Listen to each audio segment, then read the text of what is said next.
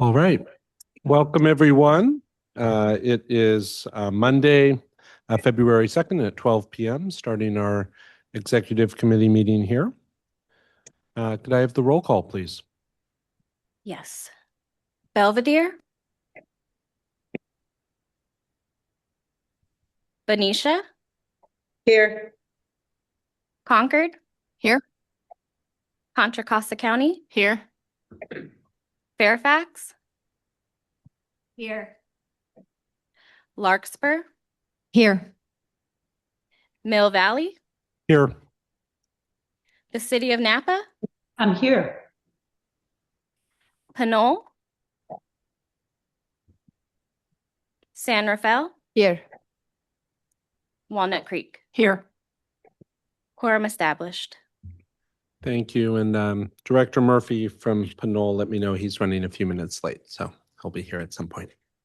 And welcome to our newest members. So great to have you join us at Executive Committee. All right, next item is board announcements. Why don't we start with City of Napa?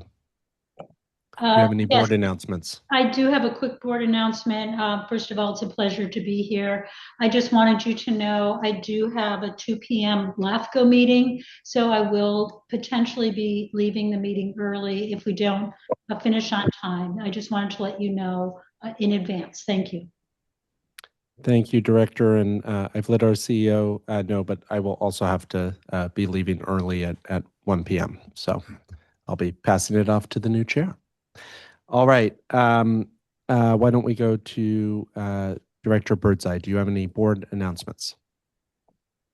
Just that I will be kicked out of the room here at Benicia City Hall at 1, so I will be attending remotely after that. And I'm not quite sure how long I can stay on after 1, but probably 1:15 to 1:30. Thank you.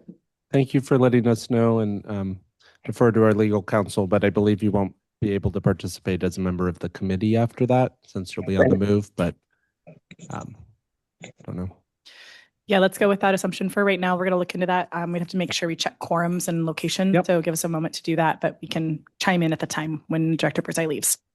Thank you very much, Director. In Contra Costa, Director Darling, do you have any board announcements? I'm here for the duration. Thank you. Chair Scales Preston, do you have any board announcements? No, I'm here until 3.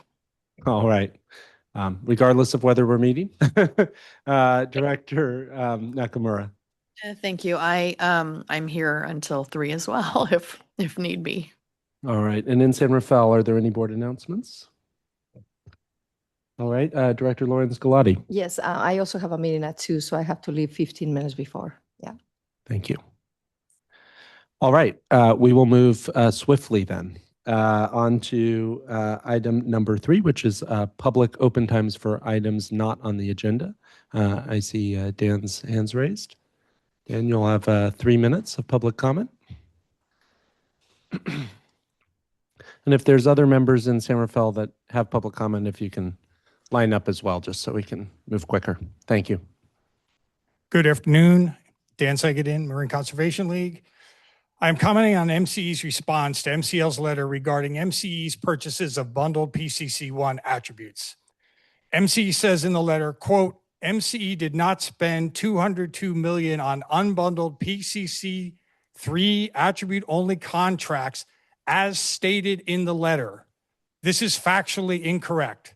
We did not say that, and you will not see a single mention of PCC3 in our letter. You will find Appendix B, which makes it explicitly clear that we are referring to PCC1 contracts. Read Appendix B and judge for yourself. Ironically, we learned the term attribute only to describe these PCC1 contracts from MCE procurement a few years ago. They readily use the term attribute only as a more descriptive term than the unclear term index plus. I'm not going to spend more time on fine distinctions of nomenclature and semantics. That's all this is about. See Appendix B. We are, however, glad that MCE confirms the substance of what these contracts are. MCE states that they do not schedule the energy, do not get the CAISO revenue, and must buy the financial hedges. Exactly.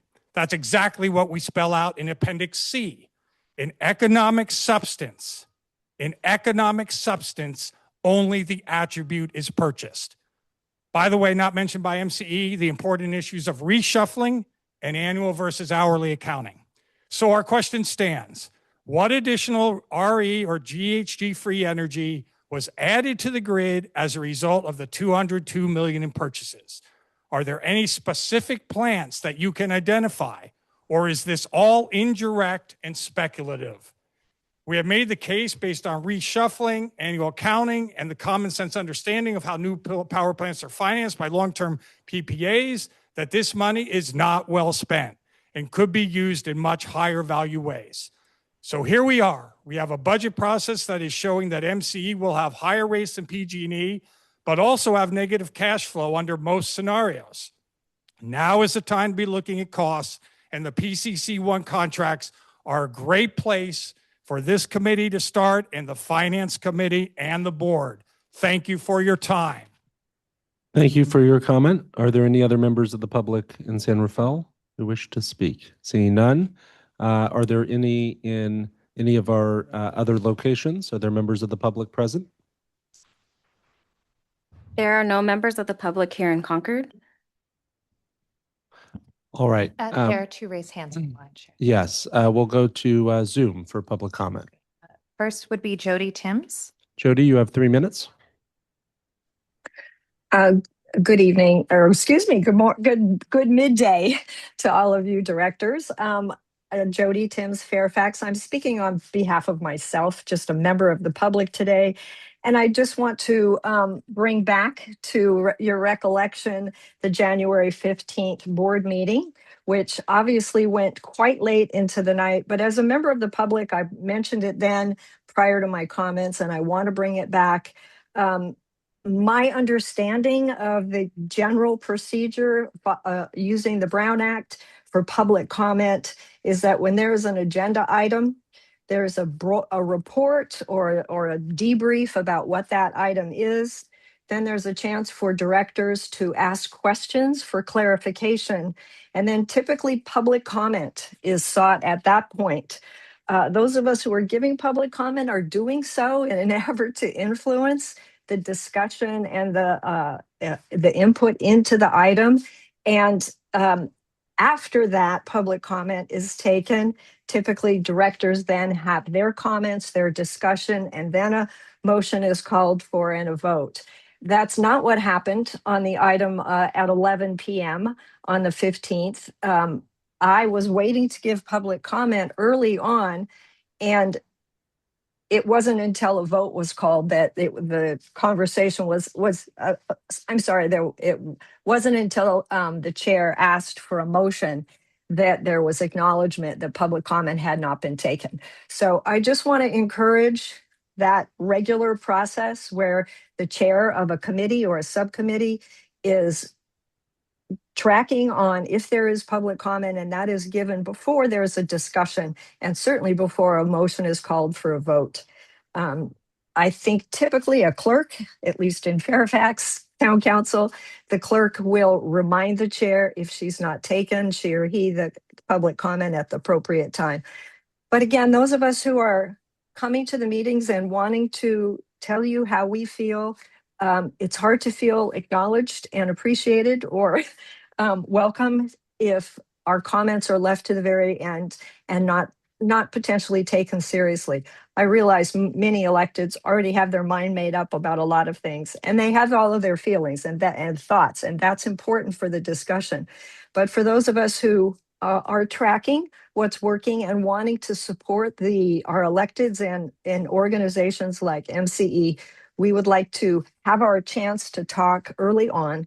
And so I just encourage the chairs of all the committees to follow that general procedure. And if there's a different way, it should be done within MCE. I'd appreciate hearing about it at some point. So thank you very much for all of your hard work, staff and board, and have a great meeting, but I'll be listening in. Thanks. Thank you very much, Jody, for your comment. Next comment. Nick Pappas. Nick, you have 3 minutes. Thank you, Chair Pare. This is Nick Pappas. Good afternoon. It's just interesting to have another day waking up to another email exchange with MCE as I continue to wait for substantive engagement on the 24/7 issue I've been raising over the last few board meetings, where the response from MCE staff to a letter which, in my view, very accurately characterizes a major policy concern from MCL, the response from staff feels in many ways about a decade behind the times. I think the issues raised by MCL here are very material. They're central to the policy discussions that I and others are involved with at the state level regarding new build additionality versus short-term transactions. I would echo the comments from the first speaker that the response to the letter appears to focus on a number of alleged factual corrections that don't even appear to have occurred in the initial letter, as opposed to the substance, which is, as an MCE customer, I continue to spend a lot of money with no environmental benefit for short-term transactions. Well, a lot of the focus of the response from MCE is on the quibbling between whether we're talking about PCC 1, 2, or 3. As Dan acknowledged, and as MCE's response acknowledged, these are short-term index plus, effectively attribute only, regardless of the regulatory classification. There's no discussion here of the pretty substantial investments MCE made in 2024, which is the most recent year data is available for, and for many years prior, on the GHG-free purchases MCE is making from large hydro suppliers in the Northwest. This is known as resource shuffling. It's a discredited decarbonization policy. It's been prohibited in state law under SB 100. You cannot use these transactions to claim you're achieving your SB 100 goals. That's part of why they're not renewable. For utilities that have more robust regulation from the state, these types of transactions have been rejected. Southern California Edison proposed buying hydro from Bonneville Power Authority in the Northwest a few years ago as part of its decarbonization strategy. That was rejected, and the commission said this is resource shuffling, which is essentially another term for greenwashing, adds no value, has no environmental benefit, and we prohibit you from doing so. You, as the executive committee, the board, the technical committee, you are the only regulators of MCE, and you are the only ones who can tell, as the folks who are supposed to be overseeing this agency, staff, not to spend money on these low value products that, again, are part of a discredited resource procurement framework. The commission cannot do that. The commission only regulates these specific regulated areas. I just want to emphasize the study concept from MCL is a good one, a review of past procurement. The questions asked here by staff letter are resolved issues of policy. These are policy issues that have been resolved for many years. You do not need to start from scratch. The board should be relying on academic, environmental, and other policy experts to inform their actions going forward. Thank you. Thank you for your comment. Any other comments online? All right. Thank you, everyone who provided public comment. We'll go on to item number 4, a report out from our CEO. Dawn? Thanks so much. First, I want to thank our members who participated in MCE's budget workshop number 1 last week in San Rafael. We covered MCE's strategic plan for energy services and potential options for changes to our programs.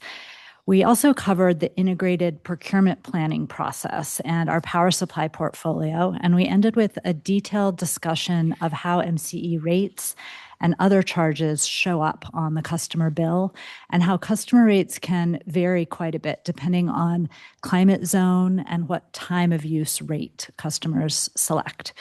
We received some really helpful questions and suggestions from members in the workshop, and these will be incorporated into workshop number 2, which will be held on February 11th in Concord. There were a lot of good suggestions. One that I wanted to particularly call out was the theme of hourly accounting for greenhouse gas emissions that will be coming into play starting in 2028 for the reporting year 2027. This is part of the added information that we'll be presenting. And I wanted to let you know that Johnny Kipieter here from our Power Resources team has conducted analysis on this topic, and it'll be presented on February 11th. If you have questions between now and then, he's a great resource to reach out to. And we're happy to forward any questions along to him that you might have. And then just a quick side note on information accuracy. I just wanted to remind folks that MCE is a dynamic, public, community-based agency with a wide range of input from board members and the public, and is constantly seeking ways to enhance our operations and our communications. Last week, a newspaper article may have given the impression that MCE changed language regarding fossil-free due to a reform. Instead, this change is due to a longstanding approach to incorporate feedback from all sides and accommodate requests in the most simple way. MCE's 2024 power content label was fossil-free with no unit-specific purchases or system power. But power mixes and reporting frameworks change from year to year, and we periodically update our messaging as policies evolve and stakeholders grow and reporting standards change. That is normal and a responsible course of business for a large public agency. We concluded that continuing to refine timeline language and adding footnote detail could create more confusion than clarity. So, as was outlined in the memo to the board, we removed the term entirely for simplicity and simply will allow customers to review the power content label directly. Also, a board member was quoted in a recent media article, and it indicates that there still might be some confusion regarding the role of resource adequacy in MCE's power content label. There was a reference to resource adequacy contracts from 2022 and 2025 that were mistakenly referred to as an example of MCE fossil fuel emissions. As explained previously, resource adequacy is purchased for use by CAISO, and it's not part of MCE's power content label. So just wanted to make sure that was clear for any questions we might get going forward. Next, on the customer participation front, I wanted to pass along the good news that as of December, MCE has reached an all-time high in participation rate of 87.3% and an all-time high in customer accounts, just over 600,000. Our arrearage management program that helps customers with overdue bills, folks that are having trouble paying their bills, the participation rate has risen to an all-time high of nearly 70%. And that's due in large part to a lot of outreach that we've done to involve customers in this program. Also, care participation has leveled out after a high in the fall, while FARA enrollments have increased 7% this quarter. And lastly, solar billing plan customers have surpassed the 10,000 mark, or nearly 10% of all solar customers. So just to wrap up, we encourage you all to participate in our upcoming budget workshop number 2, which is on February 11th, where we will be introducing the remaining budget elements, looking more closely at potential changes to our power supply portfolio and looking for input from all of you there. Other opportunities to learn and engage on the important policy decisions ahead include our technical committee meeting this Friday, February 6th, and our finance committee meeting will be held for the first time on February 9th. And there we'll do a deep dive into the Q2 financial reports. And that's it for my report. Happy to answer any questions. Thank you very much, Dawn. We'll start with Director Birdseye. Any questions or comments? Nope, just appreciate the update. Thank you. All right. City of Napa? No questions. Thank you. All right. Concord, any questions for Dawn? Director Scales Preston? No questions. No questions. All right. San Rafael, Director Wilkinson? Yeah, I have a quick question, Dawn. You mentioned there that the Finance Committee is going to meet for the first time next Monday. From what I've understood from initial conversations, that finance committee meeting will not be discussing the budget or rate setting. And I wanted to see if you could elaborate on that, given that that was the specific mandate that was agreed by the board in terms of one of its responsibilities. Could you explain why that is not coming to the finance committee?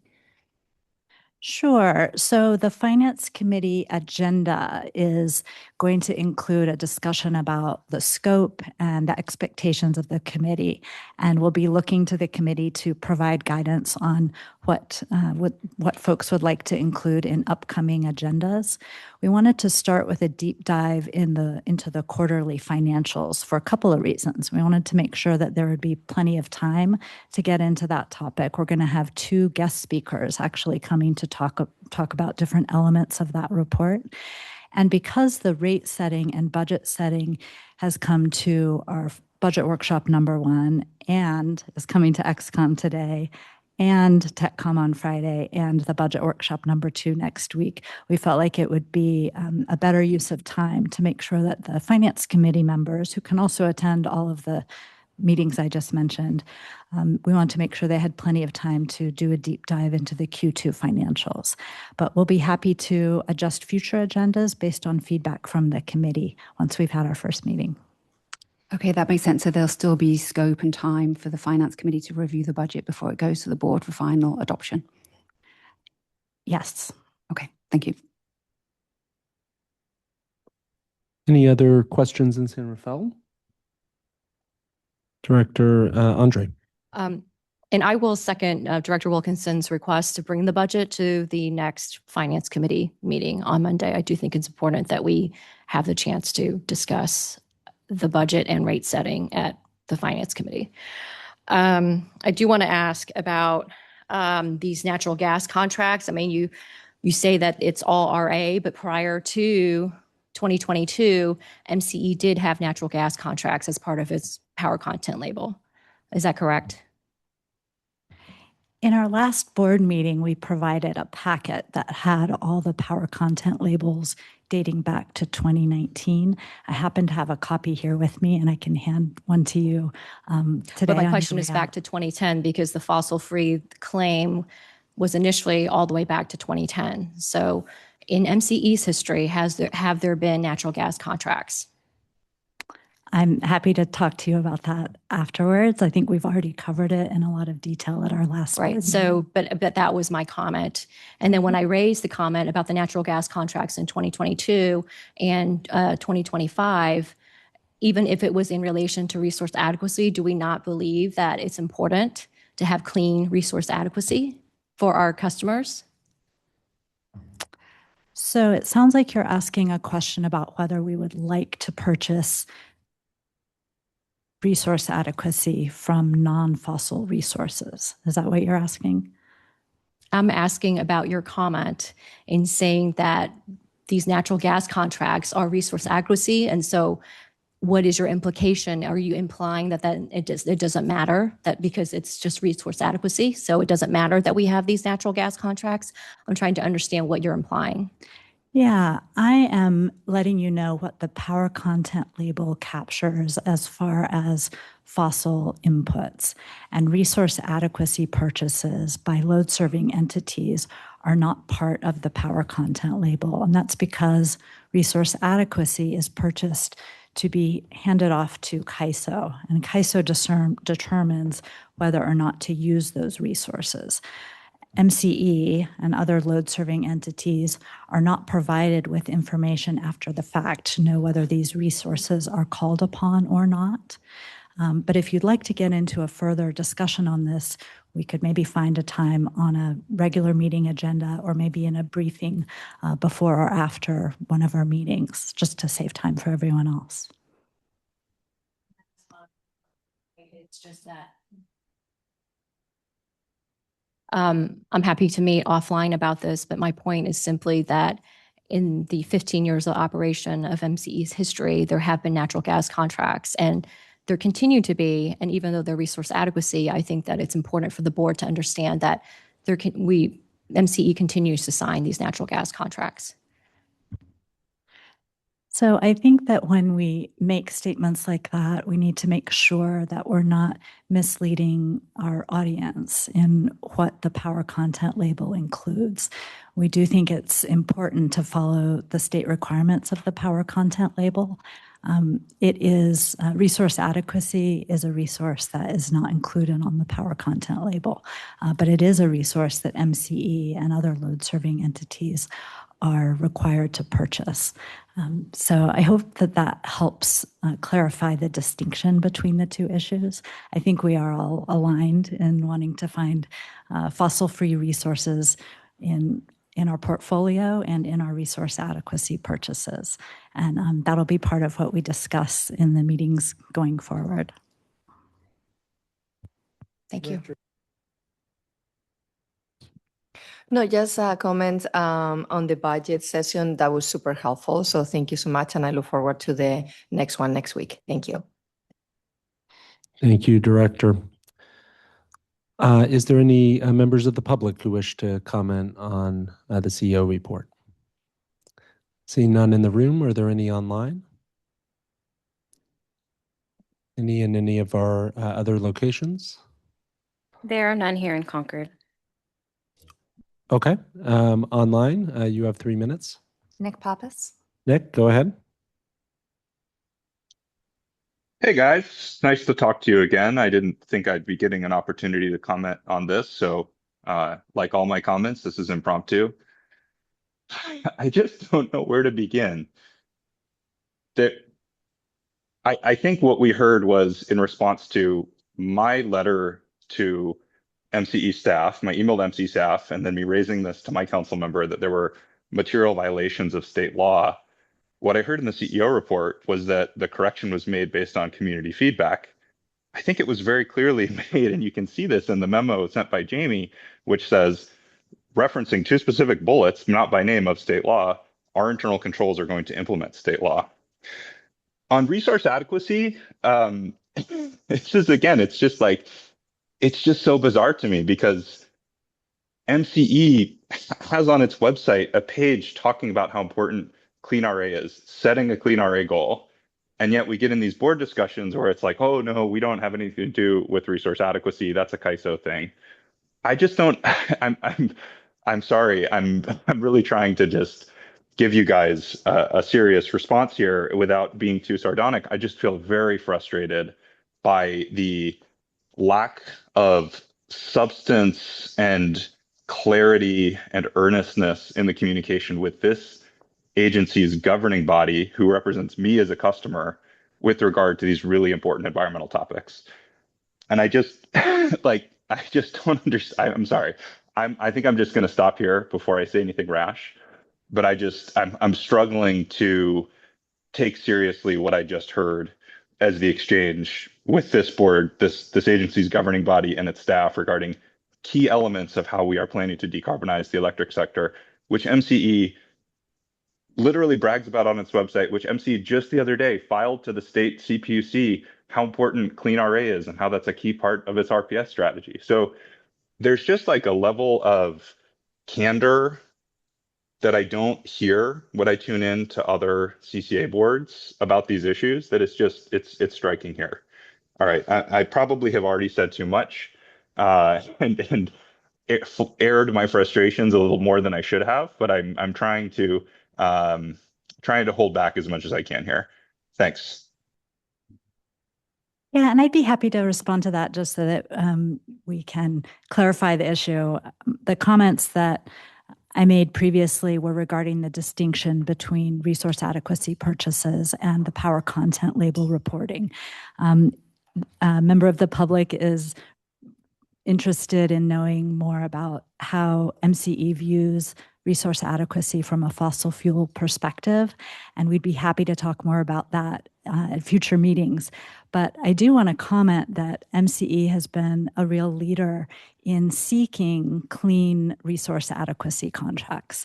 In fact, we were the first load-serving entity in the state that issued a Clean RA RFP in 2018. Happy to provide that for folks that have trouble finding it. We we have been seeking clean RA for quite a few years. We looked at green hydro as an option. We looked at other bids that came in, and it has been challenging to find cost-effective solutions for resource adequacy, particularly because they need to be available at all times of the day and in pretty large quantities. We are always eager to work with the public, the market, and side by side in collaboration with the board to seek out new ways of getting clean RA into our portfolio. And we look forward to opportunities to do that in the future as more technologies become available. Thank you, Chair. Thank you very much, Dawn. Any other comments online? Any raised hands? All right. Thank you, Dawn, for the report. Item number 5, consent calendar. Does anyone in San Rafael wish to remove an item? Seeing none. In Concord? Seeing shaking hands. Director Painter? No interested in removing items. Thank you. Director Birdseye, is there any consent items you wish to remove from the consent calendar? No, thank you. All right. Is there a motion to approve the consent calendar? I'll make a motion to approve the consent calendar. Don't you need to call for public comment? Is there any public comment on this item? I see members of the public getting up, but it seems not for public comment. All right. Any comments online? All right. Lawrence Galati made the motion. Is there a second? Director Darling, I'll second. Thank you, Director Darling. Can we have the roll call, please? Belvedere, Yes. Benicia, Yes. Concord, Yes? Contra Costa County, Yes. Fairfax, Yes. Larkspur, Yes. Mill Valley, Yes. the City of Napa, Yes. Pinole, Yes. San Rafael, Yes. Walnut Creek. Yes. Motion carries. Thank you very much. And also acknowledging that since we took roll call originally, Director Murphy and Director Wilkinson came in. So we have additional committee members. All right. Next item is selection of the Executive Committee Chair. And I would just like to start by thanking everyone for a fantastic 2 years working with all of you. I know we've had a number of challenges working through governance issues, dealing with what has hit us from the outside as well for MCE in terms of challenges in the energy market, et cetera. But I think this group includes many fantastic individuals who are dedicated, who are here for the right reason to serve their communities and serve the MCE mission. And it's also been a pleasure to work with staff, with Dawn, with our finance team, with Justine, with Jared, with Catalina. So it's bittersweet to step down as chair, but I do feel like it's a good decision that we made on term limits. I hope we keep that going forward. And I look forward to continuing to serve on this committee and on the board in the years to come. So without further ado, we did have on the agenda 2 members of this committee express interest in serving as chair. We also have had interest in a vice chair position for this committee. We do not have a vice chair of this committee. I checked in with our general counsel immediately prior to this meeting, and since it's not on the agenda, we cannot decide to create a vice chair position today. However, we could put it on the agenda for a future meeting, and we could create that position and appoint someone to it. That's something I would personally support, but since it's not on the agenda today, we cannot make that selection. So just keep that in mind as we go forward. Director Kohler is one of the indicated members of this committee interested in serving. She could not be here today, but her alternate is here, Director Hellman. We also had indicated on the agenda that Director Darling was interested, but we spoke this morning, and Director Darling, I'll let you speak if you want to start off the discussion. Yeah, Barbara Kohler and I have been going back and forth. She is really interested in serving, and she's been on for a long time. So I told her that I was in favor of her serving as chair, and I would be willing to continue to serve either as the informal co-chair and take over when you have to leave today, Director Perry, or if at some point in the future we make official vice chairs, then I would be interested in that. All right. I also had heard, not to call you out, Director Murphy, but I know you were possibly interested in a leadership role at one point as well. I just bringing everyone's voices here. You want to speak? I was previously interested in executive chair, a committee chair, but I'm happy to support Director Kohler. Okay. Is there any other members of this committee that are interested in the chair position or would like to nominate anyone who has not been mentioned? I would also like to nominate Barbara Kohler for our chair. Okay, excellent. I'll second that if that's if that moves Okay. All right. Inviting anyone else who wishes to offer names for themselves or others. All right. Hearing none. I guess we do public comment on this item. Yeah. Are there members of the public? Why don't we start here in San Rafael? No? Any members of the public online who wish to comment on this item? No raised hands. All right, we have a motion and we have a second. Can we do a roll call, please? And it's for Director Kohler to serve as Executive Committee Chair. Belvedere, Yes. Benicia, Yes. Concord. Yes, and I do want to thank Director Perret for his service. It's been appreciated. Thank you very much. Contra Costa County, Yes. Fairfax, Yes. Larkspur, Yes. Mill Valley, Yes. the City of Napa, Yes. Pinole, Yes. San Rafael, Yes. Walnut Creek. Yes. Motion carries. Thank you very much, and congratulations to Director Kohler.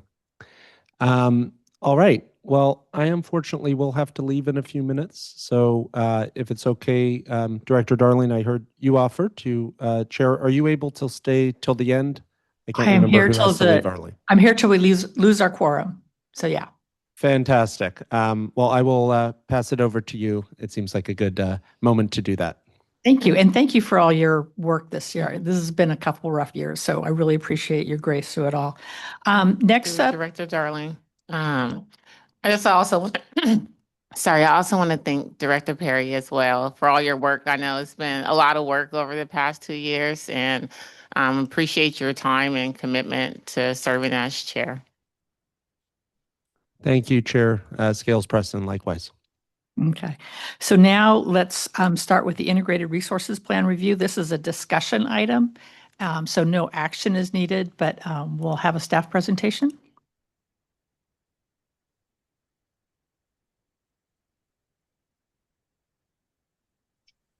All right. Good afternoon, y'all. Can y'all hear me okay? Just to make sure. Yes. Okay, cool.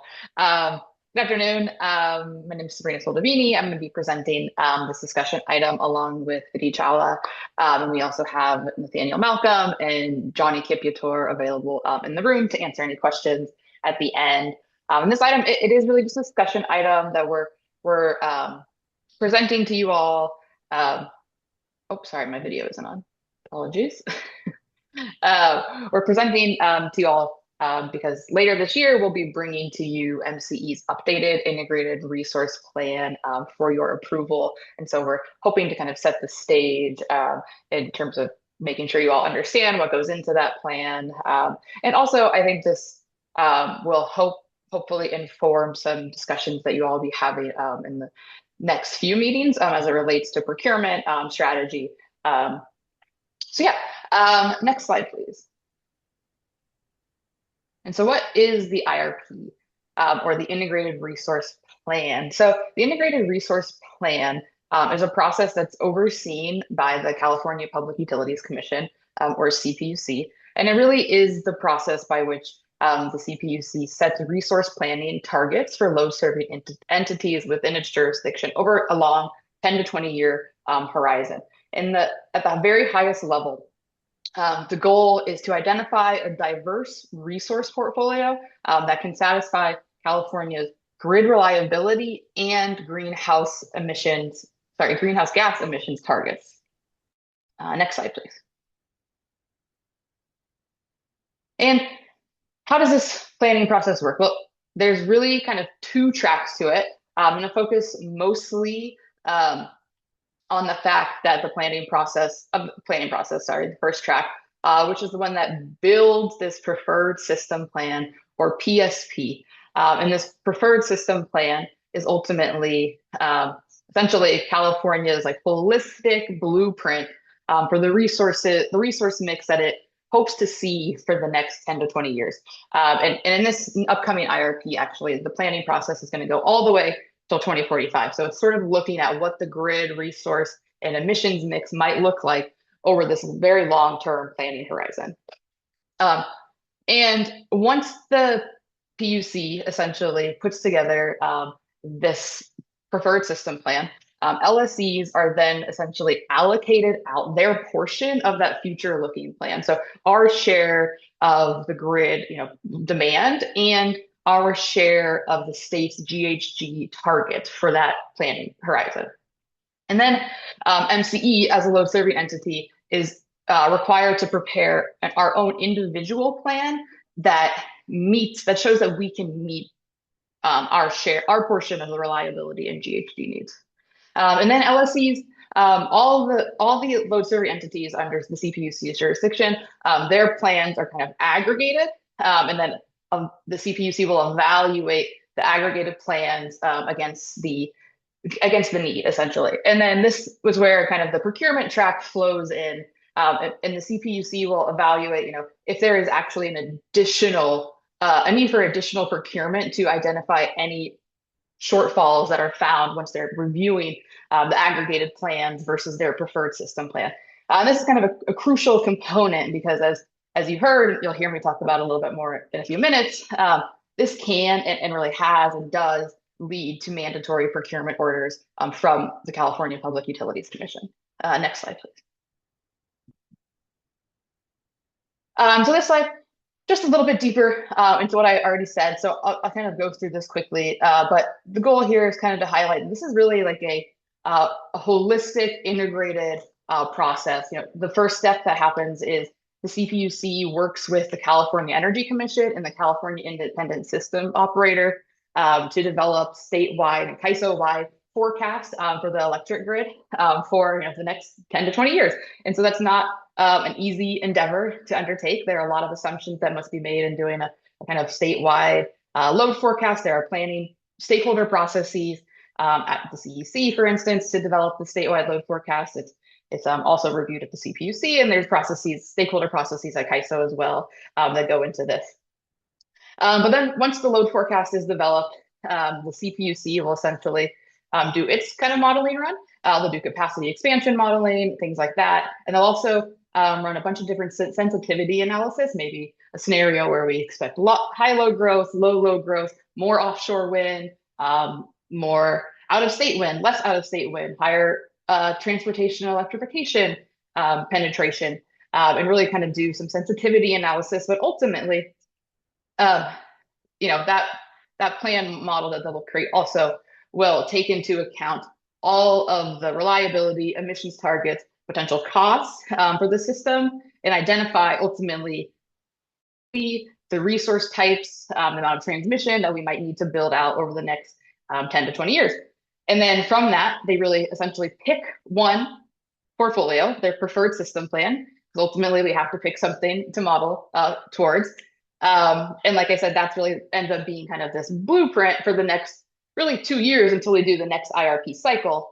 And then LSCs are allocated their share of that plan. And then we, as MCE, would put together our own, what's called a conforming portfolio that shows that we can meet our portion of that preferred system plan.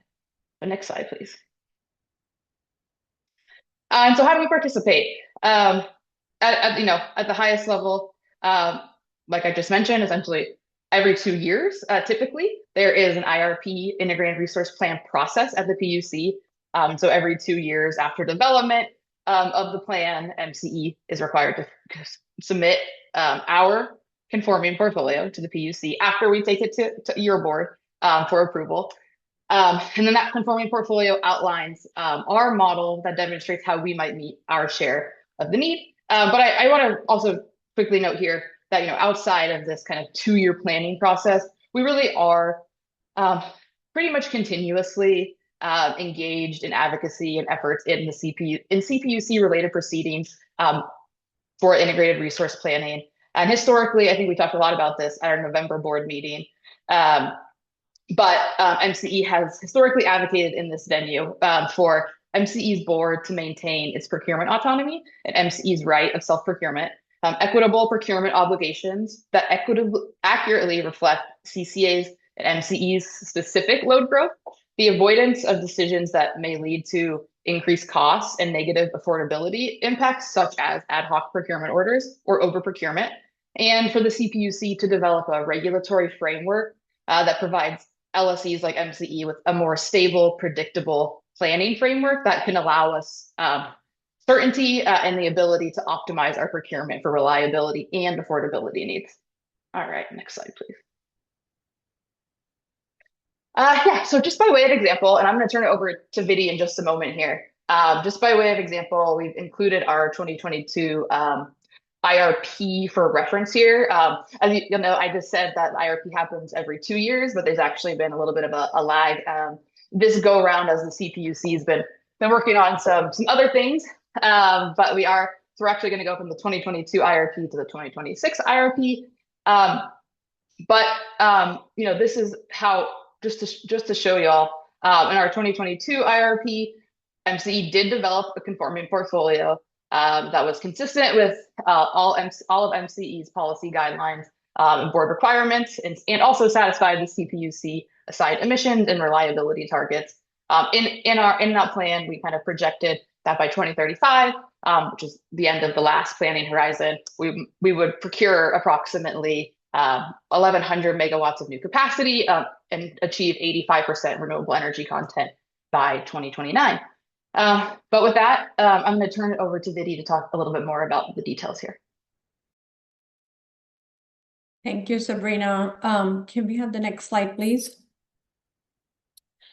So my next few slides, actually the next 3 slides, are going to cover at a high level how we're doing against the 2022-23 IRP targets that we set for MCE in terms of what we provided to the CPUC as a conforming portfolio.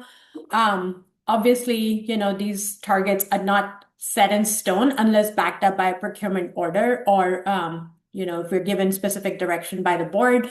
But this gives us a general direction on how we should be building a portfolio to meet all of the state's emissions and reliability goals by 2045.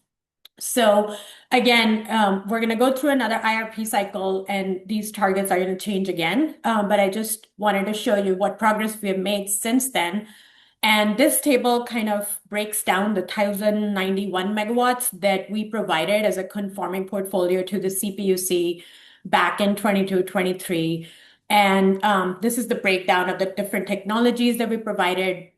And I'm happy to report actually that we have contracted for capacity that is over 1,050 megawatts, and we've almost met that target in terms of contracted capacity. Now, not all of these projects are online yet. Some of them are online, some of them are not.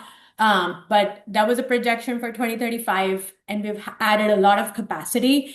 And one other point to make here is that I know there was a discussion about clean resource adequacy earlier in the day. And I think it's important to note that all of this contracted capacity will add RA to MCE's portfolio. And it's primarily clean RA that we will be adding. And we'll be reducing our reliance on natural gas RA as we bring this capacity online. So just wanted to report that again, these targets are changing, and a lot of the procurement that we do is also driven by procurement orders, which is why you will see that, we probably exceeded some of these targets, and, we're kind of still working on some of the specific technologies. That's primarily driven by market conditions as well as the specific procurement orders that we get from the CPUC. Can we go to the next slide? Okay, now I want to talk a little bit about targets that we set for renewable content and GHG content for light green. These are targets that are primarily decided internally, but they do drive what our long-term portfolio would look like. So in this graph, what I've done is I have divided this timeline into 3 different sections. There's the past, there's the present, and then there's the future. So when you look at the past, that's what we're talking about, until 2025. Those targets were already adopted and we've already acted on that. And that's the progress we are showing here against what our internally adopted targets were and where we ended up.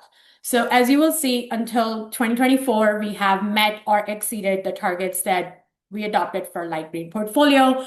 And again, this is based on the accounting rules that the state provides to us and the CEC's regulations and the power content label that gets adopted for load serving entities. Again, there is no mention of a GHG-free content on the power content label, but I will emphasize that this is an internally adopted term. But the PCL does show our emission content per megawatt hour on our power content label. And those have exceeded the expectations that we had set for ourselves. Now, coming to the present, which is basically the focus of a lot of the discussions that we're going to have today and in the future, like a couple of weeks. This is where, we have the ability to adjust what we want to set as our targets. And this primarily constitutes the period between 25 and 27, so primarily years 26 and 27. These are the targets that were adopted, a few years ago, but obviously open to just more discussion on this. And then, looking into the future, as many speakers have already mentioned, emissions will be accounted for on an hourly basis, starting for reporting year 2027 in 2028. So the way we have to look at our portfolio in the future will have to be at an hourly level, whether we're looking at RA or we're looking at emissions. So some of these GHG targets might not be as relevant as they were in the past and as they are today. So I would just like to state some of these facts and the targets that we had adopted and the way we should be thinking about setting those targets in the future. Next slide, please. And to guide that discussion, my team and a few people from the finance team have put together some options for you to consider on how to be setting these targets. So I want to zoom in on primarily renewable targets. And this is basically what we've tried to play with in our analysis to give you some options. And, the dark green line is what represents what our current targets are. And then you have a range of scenarios with the purple line and the green line and everything in between that. So what we're saying is that, we're already kind of starting a lot lower than what the currently adopted targets are, given, current market conditions. So we're not recommending that we even start there. We're recommending that we start even lower, and then continue to lower it until, we have to meet all our RPS compliance requirements and other regulatory requirements. So we're going down to the level to the extent we can lower the renewable content. And then, we're basically shifting our 85% renewable energy target by 2 years, which is, currently set for 2029, but then we're shifting it back to 2 years. So achieve 85% by 2031. So those are the scenarios that, we will be talking about in the upcoming meetings, and we'll have discussions on those. But I just wanted to set up the framework for, and provide some background on where we're coming from, and then provide a framework for where we're headed so that we can have more productive discussions around it. Thank you. Next slide, please. All right, so I'm going to take it back to the IRP and some impacts and next steps quickly before we wrap up here. And so turning back, what are the impacts of this actual planning process that we're undertaking this year on MCE? And there are real direct impacts, as you might suspect, of this planning process. It really does ultimately impact our operational strategy, our budget, and then ultimately customers' rates, all of our procurement choices. And importantly, though, the planning process influences and constrains, but I think it's important to recognize it doesn't specifically dictate our future procurement efforts, right? It says kind of here's the portfolio of resources and the reliability and the GHG targets you need to meet, but specific resources and contracts that MCE is required to purchase still kind of remain the purview of this board. And like I mentioned earlier, it really can ultimately result in procurement mandates. I'll talk about that in just a moment. If the PUC determines that the state requires new capacity to meet reliability and emissions requirements. And so again, it really does have a direct, but not one-to-one impact on MCE's procurement costs and ultimately our budget and our rate impacts for MCE and its customers. And I think that's probably the main takeaway I would want you all to leave this meeting with. Next slide. And getting down to the specifics of IRP impacts and procurement orders. I know you've all heard us talk, and myself and many others talk about the impacts of procurement orders on our budget. And as you all generally are aware, the state started using procurement orders really in 2019. That was the first IRP procurement order, and there's been a couple of MTR or midterm reliability procurement orders that have been issued since. Essentially, every 2 years, we've seen this pattern of a procurement order emerge from the PUC as it does more analysis and determines there might be a reliability shortfall throughout the state. And while intended to ensure reliability throughout the state, one of the negatives that we see with procurement orders is that they can send a clear market signal to developers that an LSC needs to procure a certain amount of a resource by a certain date or face economic and reputational penalties. And that kind of shifts some of the market power over to the developers who are then able to extract higher values. So, really, I think kind of economic 101, supply and demand, procurement orders can introduce more competition for scarce or perceived scarce resources into a market, which leads to higher costs for customers. Next slide, please. And I did just want to touch on this because it's kind of the new one. We did in mid-January just get, as you heard us discuss at previous meetings, we were kind of expecting something, but the PUC did issue a proposed decision in mid-January ordering 6,000 megawatts of new capacity by 2032 for all of the LSEs under the CPUC's jurisdiction. For MCE, this equates to approximately 180 megawatts of new capacity to come online between 2030 and 2032. We are able to largely count resources that we've already procured for this procurement order, so it doesn't necessarily translate to 180 megawatts of incremental new capacity that MCE needs to procure.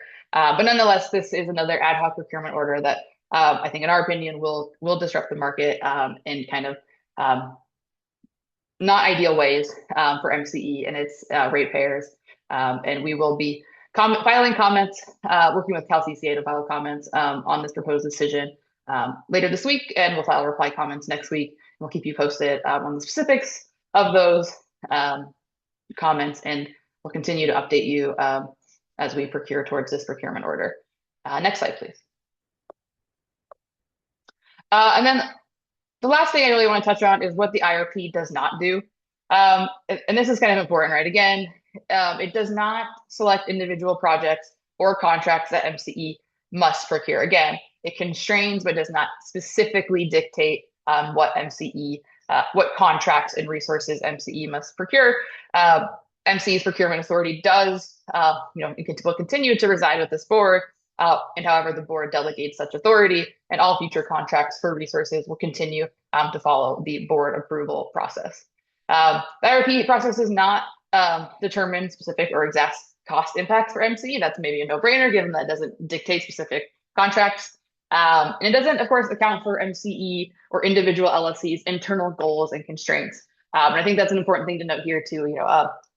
Depending on timing, if the board makes new decisions before this IRP cycle, we would hope to be able to incorporate those policies into our IRP planning process moving forward. And then also it doesn't align perfectly, of course, with market timing or contract availability to ensure least costs or optimal portfolios for individual LSCs. And that's a really important thing here too, right? I guess to note that really this is kind of a snapshot in time portfolio system plan.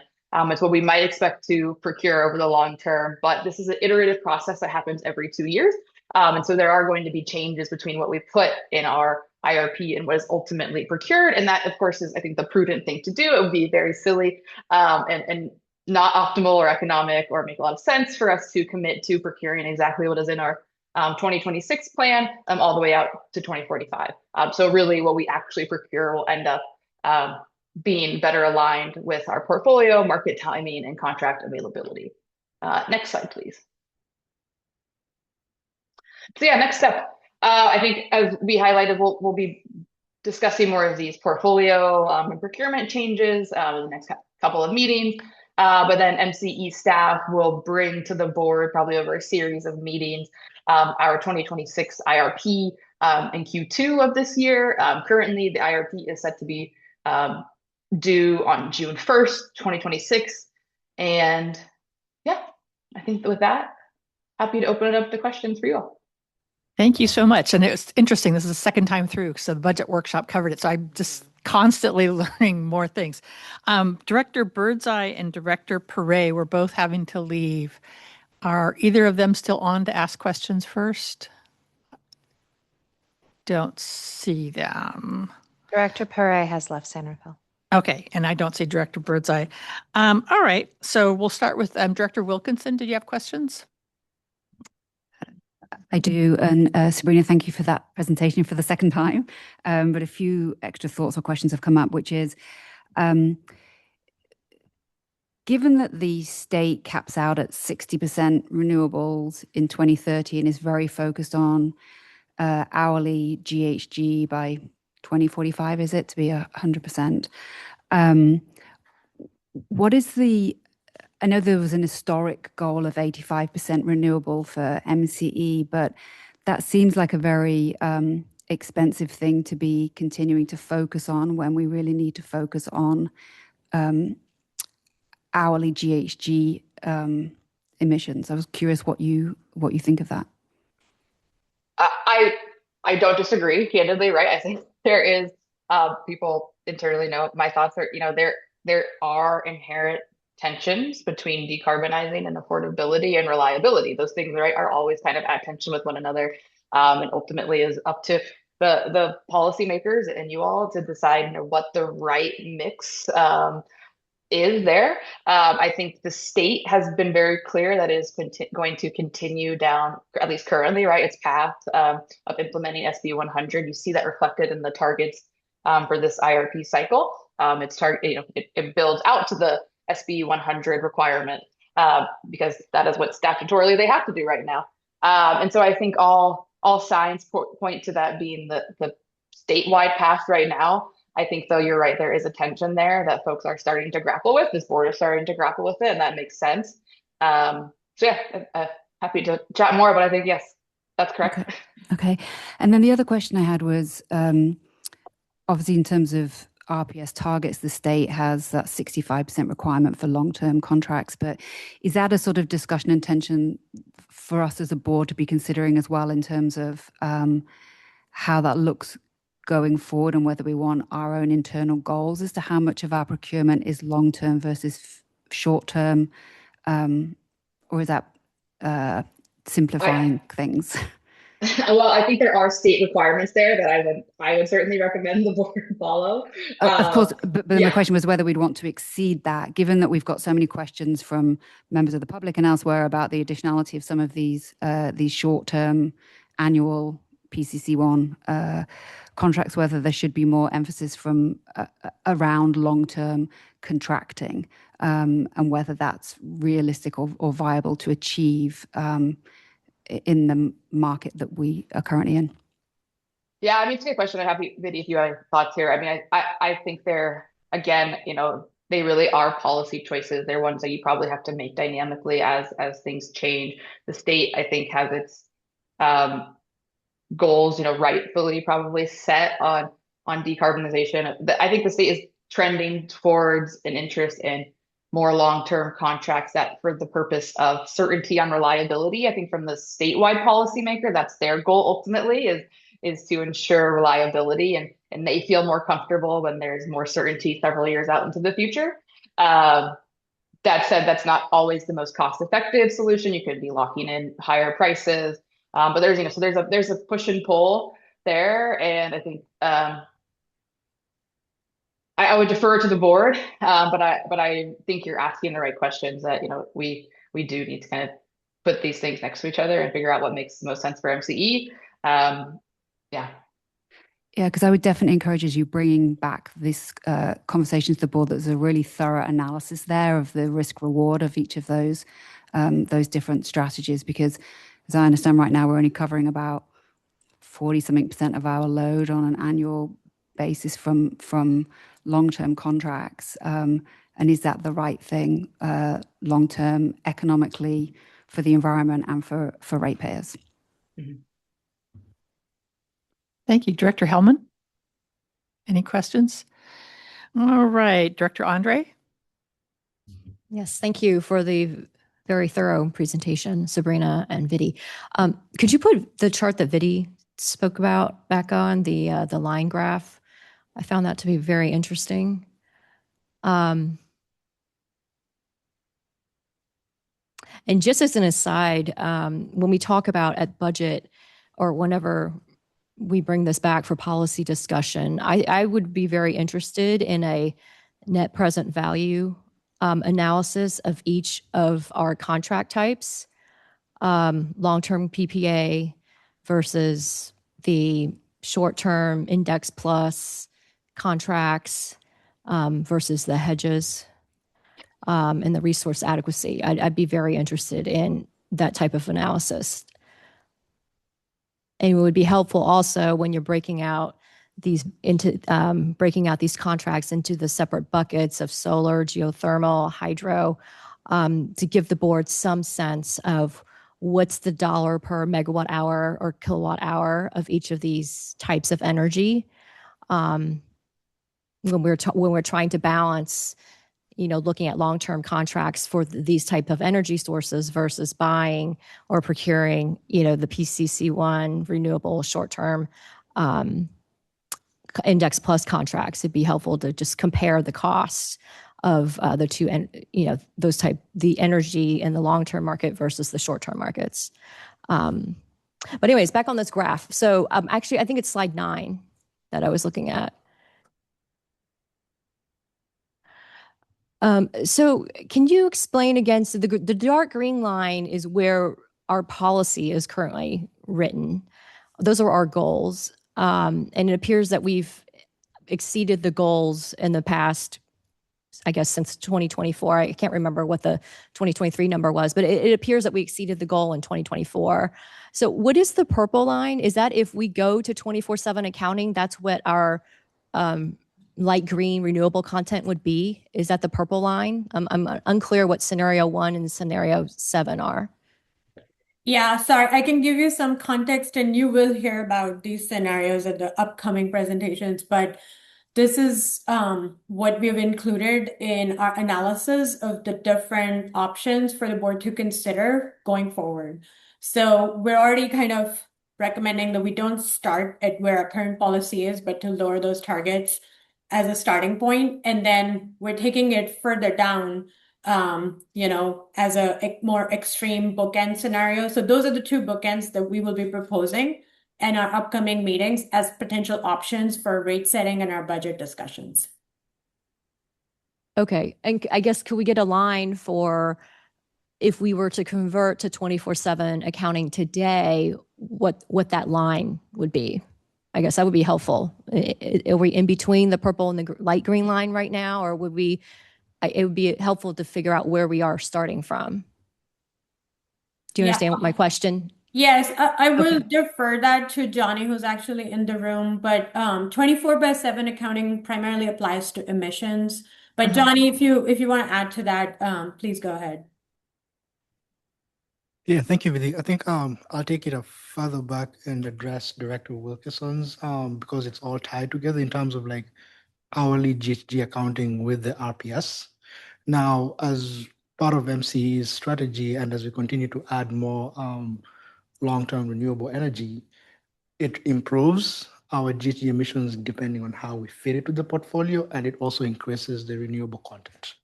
And so as we continue to do that and balance that between what's available in the market with what fits with our portfolio, with affordability and the different dynamics that are going, the timelines will change depending on what's available, but eventually it's all driving towards the same goal of having a fully balanced resource on a fully balanced load balancing and supply on a 24/7 while being renewable and the least possible GHG emissions, depending on the portfolio itself.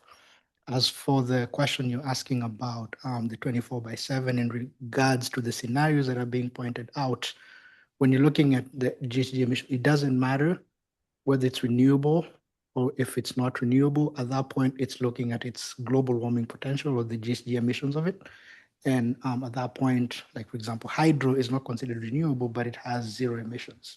And some of the renewable resources, like for example, landfill has some GHG emissions to it. So depending on how you build your portfolio and the hours in which they produce, that's how you get your 24/7 GHG emissions. However, when you look at it in terms of like renewable content, it's looked at on an annual basis. And so as we continue to add more resources and we solicit and get out there and build out, we are building out to have a fully resourced based on long term. Now, the questions that you raise in terms of like this net present value and how like different resources and the timing of which you bring, because of course, there are times, for example, when like geothermal is really scarce, and if you want to go get it out of the market right now, that net present value is going to be different than if you go and get it at a different time. And so those are some of the strategies and questions that we grapple with as we try to put all this together.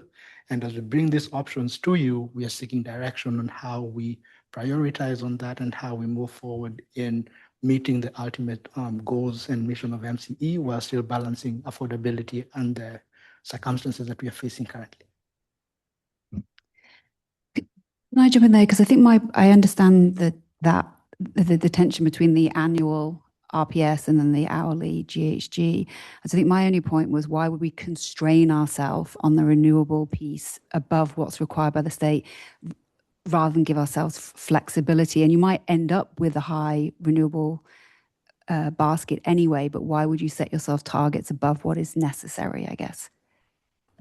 That's a great question. And for the options that we'll be bringing to you, that's where that discussion will be happening. And then we'll be able to move forward based on the options, what Vidhi has presented in her slide at the bookends of what that means. And so as we continue to have this conversation, we're able to go deeper into the details of what that means in the various questions that you have. And then now you'd have hopefully the best information available to give direction on how we move forward. And if I may add, Director Wilkinson, like I understand your question. I don't know if setting a renewables target is important, but what I do know is that having renewables in our portfolio does have an impact on emissions. So I think that even though like we are going to be focusing on that conversation about emissions, there are not that many options out there to meet those emissions targets without renewables. So what other resources are out there that we can procure to reduce emissions?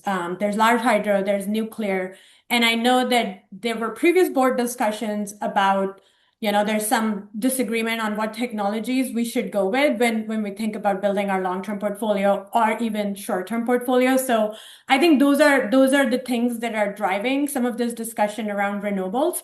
But absolutely, renewables are not necessarily part of the equation, but given prior discussions about technologies and what kind of technologies MCE should be looking at, that's why renewables became somewhat important in our discussions, at least in the past. But if we want to remove that out of the discussion in the future, that's fine. And that's why we're giving you all these options that meet all of the compliance requirements. Some of the things that you were talking about earlier, like the 65% long-term contracting, these options will all meet compliance. So I think we don't have to worry about that. All we have to do is figure out what those targets should be in the future, because the scenarios already include and meet all the compliance requirements.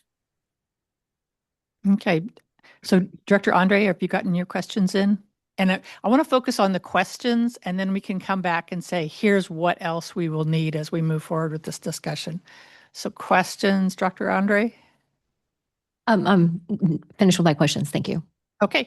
Director Galati. No questions. Thank you. All right, Director Painter. Yeah, thank you for the presentation and information.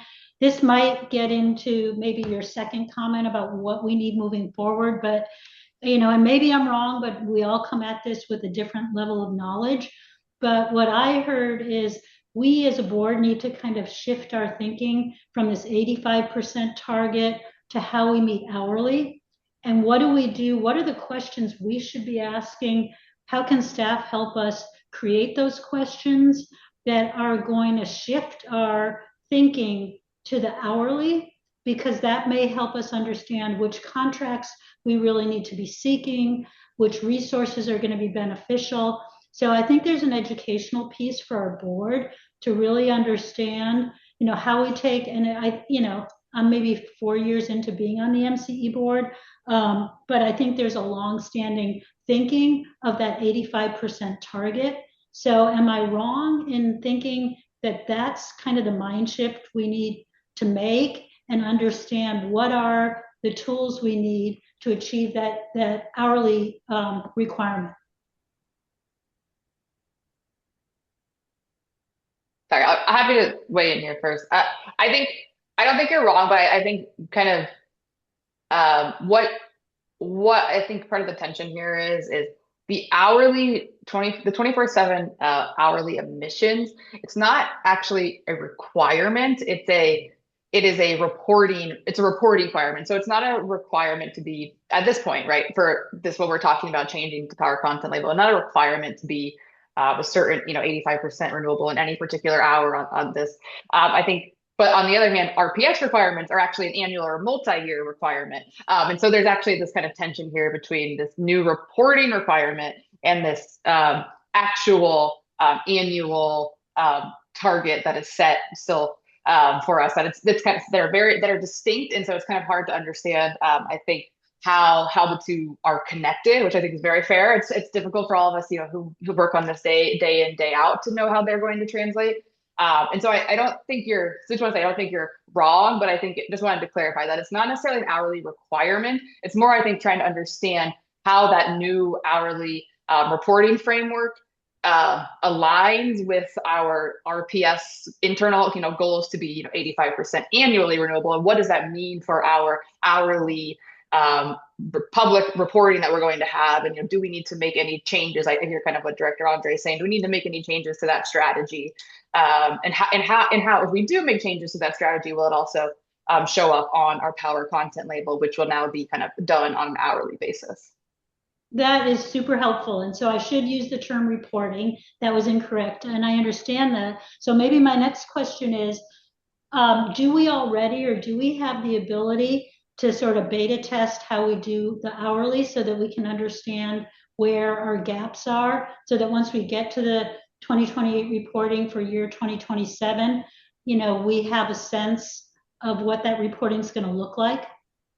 Yes, and we are currently working on it, and we plan to bring an analysis of our estimates based on what we know at the moment in the coming meeting. So, and Johnny, I don't know if you want to speak to that more right now. I know that our numbers are still being reviewed and finalized, so we can't share them today, but we're working on it. No, that's great to know you're working on it. Thank you. Those are my questions. Thank you. Director Murphy? Thank you, Madam Chair. Good afternoon. Sorry, I just want to make sure you can hear me. Can you hear me okay? Yes. Wonderful. Thank you. Thank you for your presentation. I wanted to also thank the staff for the special meeting. I wasn't able to attend in person, but I did. The policy and nerd in me watched it after the fact. And so I even had residents tell me they watched it, which is quite unusual. So thank you again for making those additional touch points, as this is an ongoing process. And I would say that I know that we have this item on the technical committee agenda on Friday. So some of my questions are just, I recognize that staff may not have answers now, but I just wanted to add context to them, mostly because this is an ongoing conversation, and I'm just really appreciating how you all are moving this process along and adding these additional touch points. When I looked at slide 8, I think probably when we all look at it, one of the things that showed up was around the added cost. At the bottom, it says has a direct, the procedures on slide 8 state that the impacts of the IRP on MCE, not IRA, has a direct budget implications. I was wondering, in some ways, I'm seeing that while the IRP compliance has a direct impact on the procurement costs, the modeling does not align perfectly with like that timing aspect or even the availability, as you all mentioned. So I was just wondering, given that gap, can staff walk us through like where we would typically see the divergences between the modeling assumptions and the actual procurement outcomes? So whether that's technology cost or perhaps like delivery timelines or even like market availability, like how would those ultimately show up in rates? I know it's a big, I know it's a kind of heavy question, but just wondering. No, I think it's a great question. I think, again, so I don't know why that's coming to top of my mind is like offshore wind, for instance. Like, so, California as a policy would love to see offshore wind show up. So things like offshore wind have in the past showed up in this preferred system plan that the PUC creates. But, as of yet, nobody is really procuring offshore wind, right? So we won't actually see that really you won't see a contract from MCE for offshore wind. Maybe soon, but we don't currently have one, right? And so that's something that is a policy. So things like policy goals might find their way into the preferred system plan that ultimately don't end up panning out. Maybe that's a good thing, right? Because if we had offshore wind, I think it would be very expensive. And so that would lead to higher costs. But I think you'll just see some divergence there. We, as Vinny mentioned, we put together a plan that says we'll procure X megawatts of solar, wind, et cetera. But then we might get a procurement order from the PUC that ultimately says, oh, actually, now you need to procure 500 megawatts of the specific resource. And so we have to kind of change our strategy a little bit there and take those resources that are available in the market to come online by a certain date as is required by the PUC. But I do see Vidya has her hand up, and she'll probably give you a much more eloquent answer. So I'll defer to her. Thank you. Yeah, I think I'm going to touch on a few things. I hope that gives some indication on how these costs might show up, particularly. So typically what I would say is that when we sign a contract, the project typically doesn't come online until 3 to 4 years later. So the cost impact, if any, that you would see would be not in that budget cycle or the following budget cycle. It's typically 3 to 4 years later.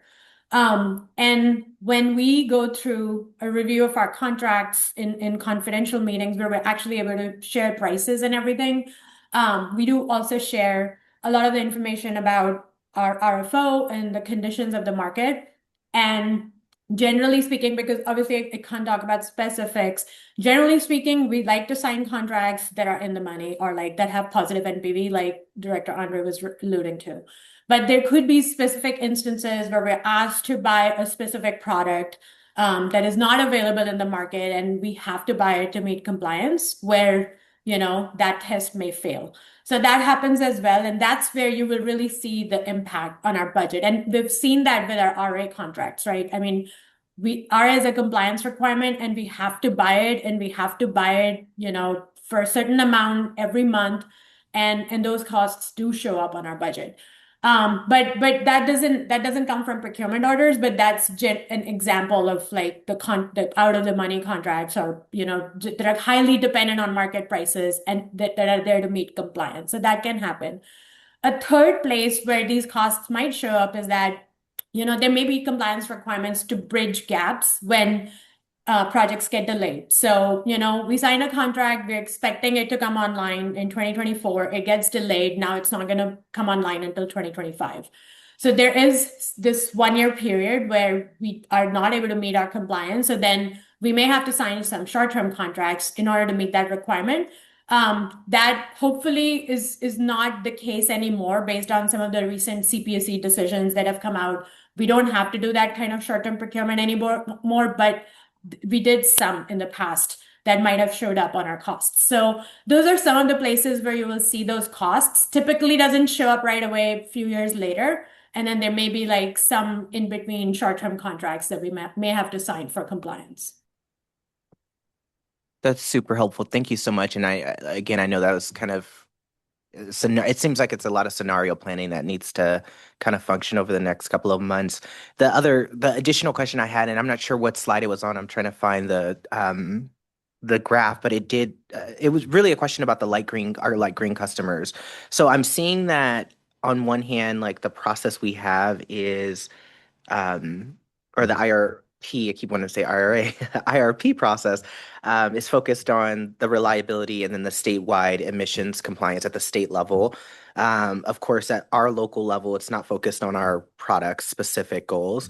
But I'm wondering just kind of, again, like at what point would those reliability driven procurements start eroding the value proposition of our light green customers?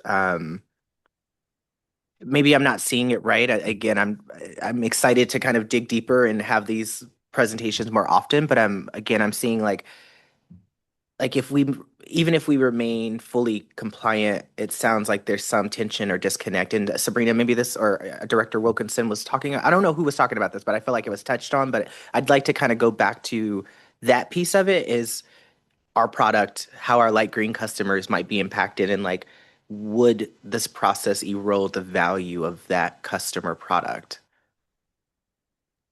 Would the IRP, sorry, and apologies, would the IRP process erode the value of light green?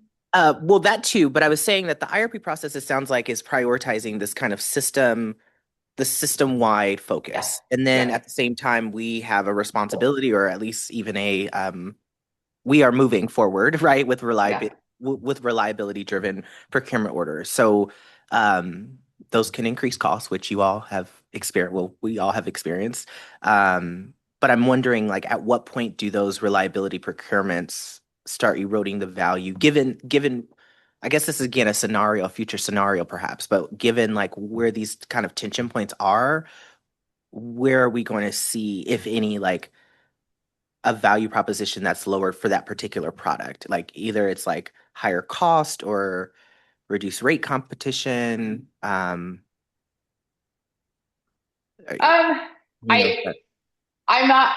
apologize. I'm not sure that doing additional procurement will erode the value of light green. I think if anything, it will continue to make our overall portfolio more green.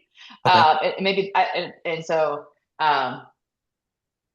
Yeah, I think that's what I would say. It might lead. I think there's, of course, mandatory procurement, ad hoc procurement, or at least procurement that is over and above what we might expect MCE to need to do on our own volition, right? If we are being assigned procurement for data center load growth outside of our service area, for instance. I think, I would not want to subsidize the cost of those customers' reliability, for instance. Like that is something that increases costs potentially for all MCE customers, but I don't think it necessarily erodes the value proposition for MCE. I think while there are many critiques of reliability procurement orders, one thing they have been successful, it has come at a high cost, but they have been successful in driving new renewable procurement for the state. And so I think that would continue to happen, generally speaking, that our portfolio would just continue to get more green over time, but perhaps more expensive as well.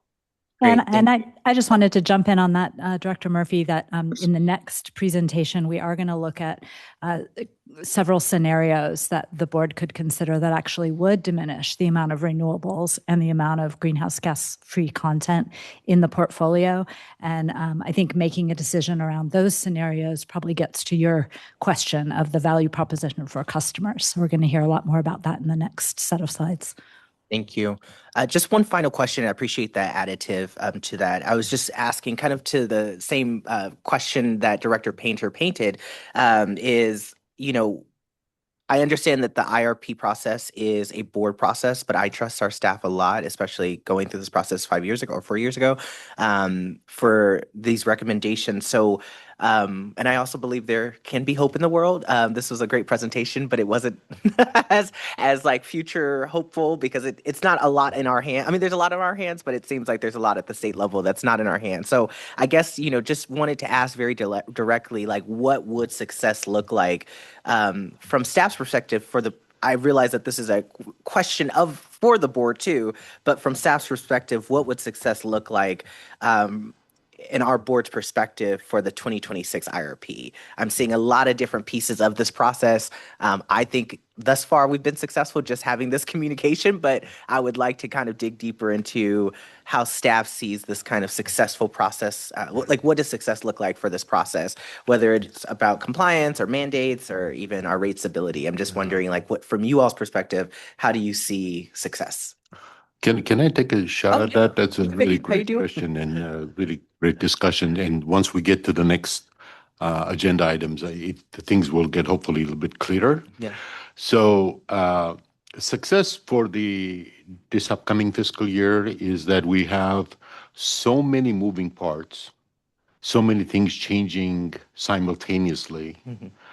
That in my opinion, that if we retain our financial resiliency in making sure that our credit worthiness is out there and we are within the boundaries of the state of California rules and regulations and our mission and vision on what type of energy we want to provide to our customers. As long as we stay really flexible in our decision making, it's really glad for me to see we're thinking about, what if scenarios. It's really great. The staff has done a fantastic job of combing through a whole bunch of scenarios. But success will be in staying flexible because, again, there are so many changes coming at the same time with different matrices that it's actually, in my opinion, would be erroneous to say this is what we're going to do because the market conditions are changing on us and we need to stay flexible in what type of decisions we make without removing any tools from our tool belt, saying we're not going to use that tool. We need all the tools and then some. So I think it's going to be fun. I'm not trying to come across as like a sick guy or something, but it's really going to thicken our skin on how resilient we need to be to stay the course for our mission and vision. Absolutely. So, well, thank you so much. I appreciate that answer. And I just encourage as we continue this conversation for those values to be uplifted in the presentation. I think it helps, especially for some of our newer board members to kind of understand that paradigm of thinking as well. So thank you. Thank you, Madam Chair. Thank you. And I think no other questions here in Concord. We'll go to public comment. Any public comment in San Rafael? I see no raised hands here in San Rafael. We do have a hand online. Let's go with the online. I don't think we have anybody here in Concord. Nick Pappas. Hey there, this is Nick Pappas again. This is the item that I thought I would be speaking up on today. I just wanted to repeat some points I made at the budget workshop around the importance of 24/7. I want to say it's really refreshing to hear the pivot from both staff and the board in focusing on 24/7. I do want to just respond in response to some of the discussion. I think it's a yes and renewables and 24/7. Renewables and storage are the key tools to get you to your 24/7 goals. But, you know, as we've known since 2022 when the state law was passed, moving reporting to hourly emissions is really, you know, needs to be the focus going forward. And I think we're going to see our state regulatory requirements move in that direction for procurement as well as part of the broader effort to reform the IRP. Since there was so much already covered on hourly, and let me just say also, Johnny, I really appreciate that you're going to be working on this and look forward to seeing the results. The one final point I'll make on hourly is I think it's important to be very explicit about what kind of analysis would be most helpful. So I would really encourage the board to request analysis of MCE's hourly emissions under their current long-term portfolio, and then a separate layered analysis that includes projects currently under contract. So let's say the multi-year attributes, and then a long-term outlook after some of those short-term products roll off. And I think in each of these, it's important to distinguish what is currently contracted versus what you can do going forward to understand what options you have. So I do also want to take a moment to tether this item back to the discussion at the top of the call. It's really important to understand that while the sort of 24/7 is really important, it also matters a lot what you're buying to fulfill that requirement.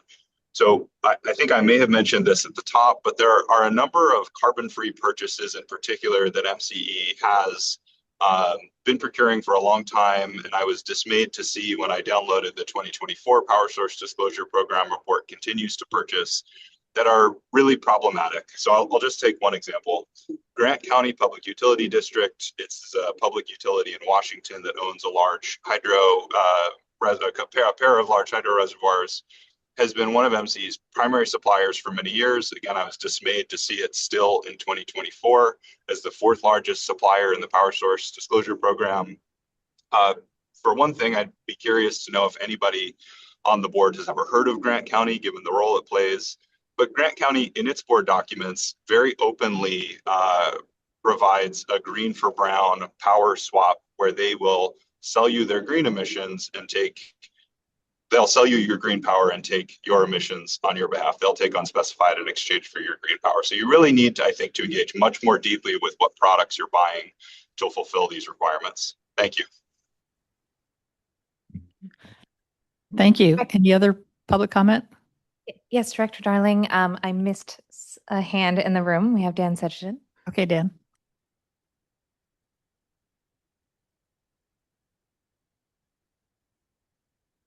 I just want to emphasize, this is Dan Saget at MCL, that MCL completely supports the mission of MCE, which is to reduce GHGs, maximize renewables.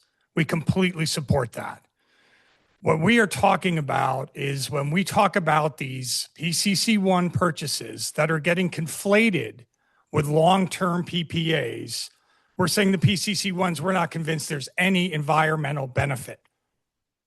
So I just want you to keep that in mind and request that long-term PPAs be broken out from the PCC1 attributes in future financial reporting, which the CFO has a note that they will break it out. I'm requesting that that be made because the memo makes it clear these are hugely different things. And what we're really saying is one has additionality and one doesn't.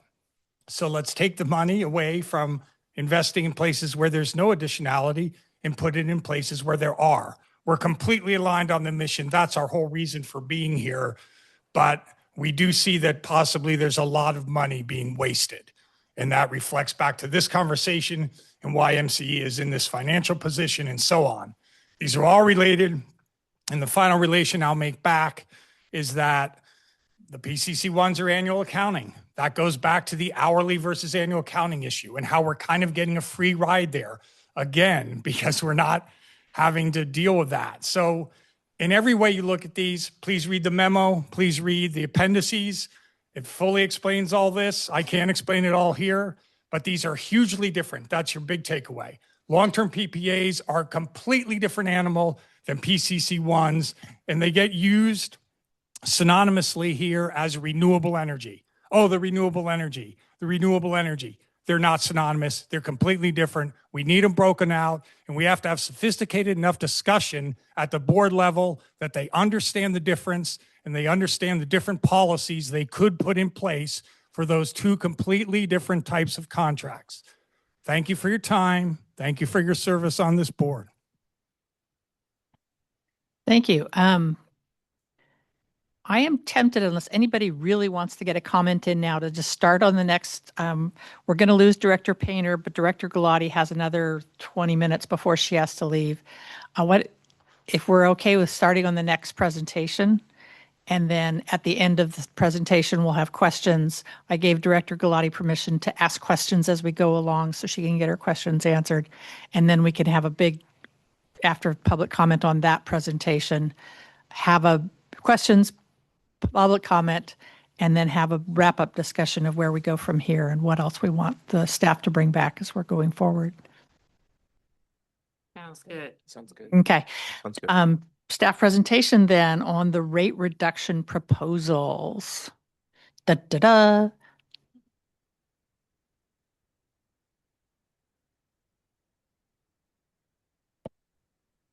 Thank you, Chair, and thank you for the sound feature here. And my name is Mayra Strauss. I'm the CFO and Treasurer for MCE. And today we are going to be having the first talk about MCE rate reduction proposal. Next slide, please. Next slide. Yeah, and to deliver this presentation with me, Kalader Bolampali here on my right is going to join me. He's the Director of Power Systems and Analytics for us. Next slide, please. So at this item, we're going to present the proposed generation reduction, and we are meant to provide a high-level overview of the rate setting to provide a framework for our budget.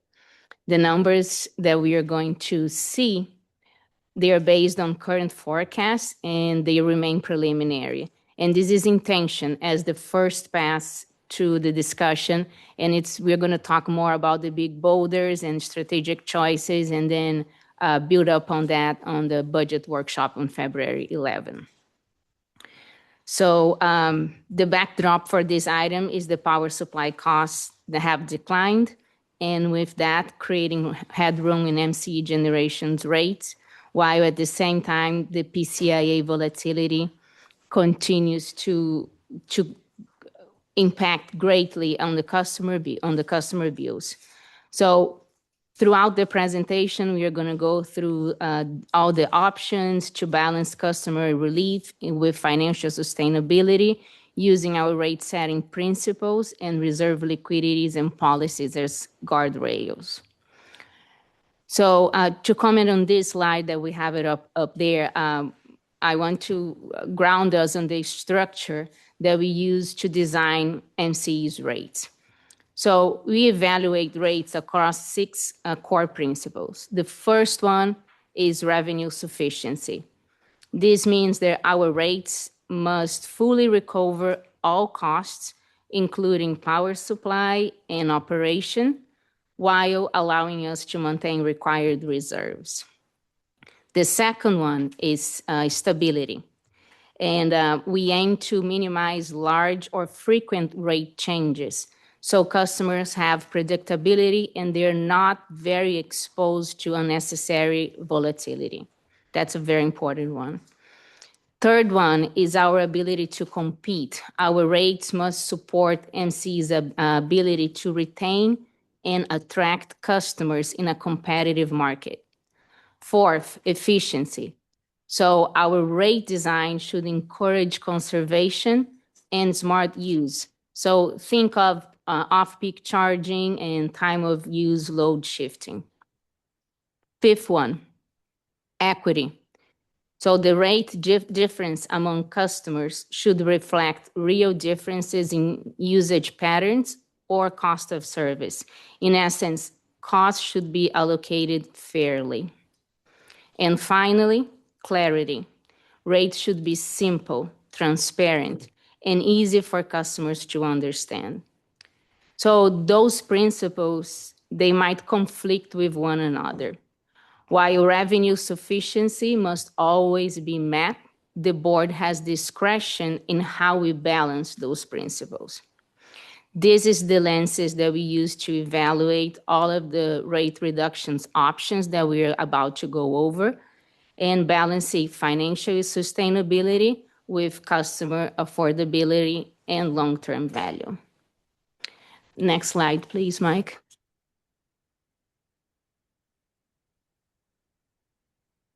Okay, next, I would like to briefly walk you through our reserve liquidity and structure because it directly informs how much rate relief we can responsibly offer to customers.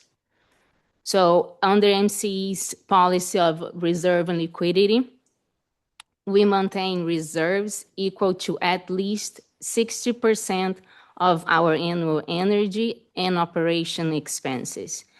These reserves, they are designed to support working capital, debt service when in place, competitive energy procurement, compliance with loans, bond covenants, and coverage of unexpected expenditures and overall rate stability. In addition to that, we manage our liquidity target, and those are the 240 days of cash on hand. So on the green bars there, we have the first year, 2025-26, and then on the second one, the following year. So though these policies, they are foundation to MCE's financial strategy and critical to maintaining favorable commercial terms with counterparties and very importantly, supporting our strong credit rating. In addition to our reserves, as you all know, MCE also maintains our operating reserve fund, we call the ORF. This fund was created especially to help manage variability in annual cash flow and expenses to support targeted rate relief when appropriate. So those deposits are made in strong financial years, so it allows withdrawal when revenues are projected to not be so strong and coming negative, and when needed to maintain our investment grade credit metrics. So looking at the chart on this slide, based on the current projections, MCE is expected to exceed both policy targets and reserves at approximately 109% of target and liquidity projected at about 274 days of cash on hand, comparing to our 240-day goal. We are going to go in more details in that throughout this item 8 presentation, as well as item 9, which is the next one for the budget. But this is important for us to consider meaningful generation rate reductions while still remaining fully compliant with board-adopted reserve and policy liquidity goals. So we'll be presenting the rate options to present those rate options that I have discussed. I am going to pass it over to Kaladar here on my right to go in details, more details on the rate options. Next slide, please, Mike. All right. Thank you, Myra. My name is Kaladar. I go by Cal. And getting into rates, just to start with historical background, like how's the rates been compared, including generation rates is what we compete against, what is in our control. And PCIA is PG&E's exit fee. If you put them together, MCE's generation rates plus PCIA have generally been a lower cost option, and it is also a stable option, and the customer participation rate has been steady over time. Just to run through the chart quickly here, the green line shows MCE's generation rates plus PCIA for departed customers, and the yellow line shows PG&E's generation rates, including bundled PCIA, and it's all in cents per kilowatt hour, and it's on the primary axis, and the secondary axis has a participation rate. Again, we have used residential, even ETOUC rates, which are more popular rates for comparison here. Obviously, we have quite a few rate structures. Again, as the chart kind of illustrates here, green line MCE tend to be lower than PG&E for most of the time. And also, there is less volatility compared to PG&E, where we can see from 21 to 22, there's quite a bit of swing in PG&E rates. And then again, from 23 to 24. And then in 24 to 25, they slightly tended down, but you could see the variability in their rates. But compared to, when you look at MCE rates, we tend to be flat. There is a market adjustment. We increased a bit in 2020, and we are flat again until 2022. Again, there's a market adjustment. Then that led to rate increase from 22 to 23, but then again, we've been flat then on. Next slide, please. Okay. And like Myra touched on, the principles we have, the 6 principles. Again, looking from a strategic perspective, how we go about setting the rate options, right? Then, like things we've been talking all day, things are at tension. In this case, cost is on one side, and how we provide green energy, stable energy, and long-term proposition, they are kind of at tension. So the core principle for us is how can we balance that while setting our rates for the upcoming fiscal year. So for us, most important thing is revenue sufficiency, as Myra noted. So that shows we have to reflect true cost, so align with reserve policy, and the rate floor should be, for any good business, true cost, right? That supports actually long-term financial stability.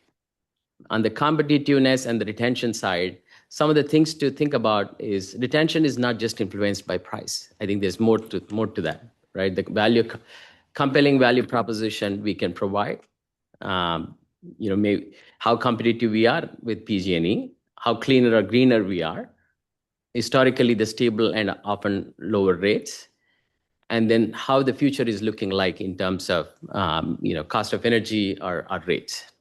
I think those are some of the things we try to juggle and try to see if we can come up with a balance while setting up rates.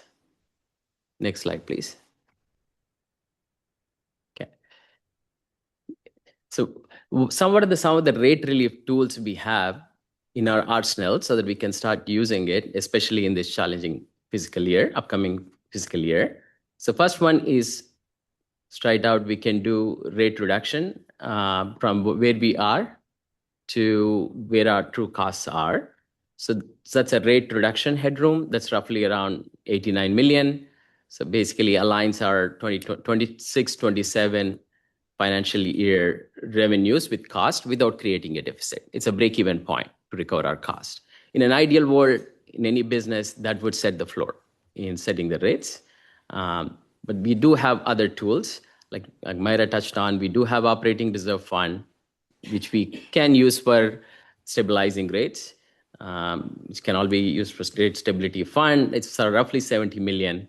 And then beyond that, we do have reserves, and kind of labeling it as reserve-backed funding. This is a funding we can tap into without falling below our reserves or liquidity targets. That's roughly around 24 to 36 million.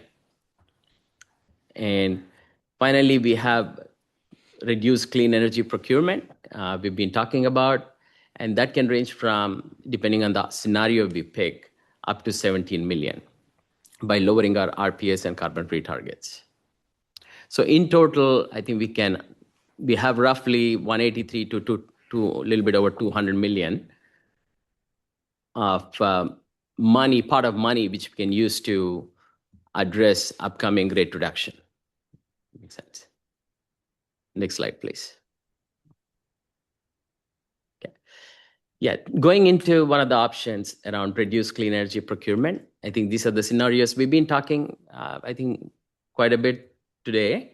And the scenario 1 is the status quo, which Vidhi was showing in her slide, and the scenario 7 is the bare minimum we can do to meet compliance. I think those are the scenarios, bookends, which she was presenting earlier. So in scenario 1, it's a status quo with aligning with our current MCE goals.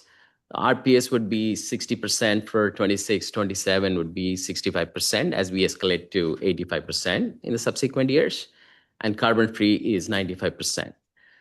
And that's the status quo, obviously no cost reduction in 26, 27. So, scenario 2 is what if we not escalate our RPS percentages beyond 60% and carbon-free still at 95%. Again, it's very close to where we are right now, especially for 2026. For 27, 28, there is around roughly 2 million cost savings. Not a lot. And then scenario 3 is RPS 60% and carbon-free 70%. And that's where we start seeing the cost savings as we drop our carbon-free. That would come around 13 million cost savings for 26, 27 and 18 million for 27, 28.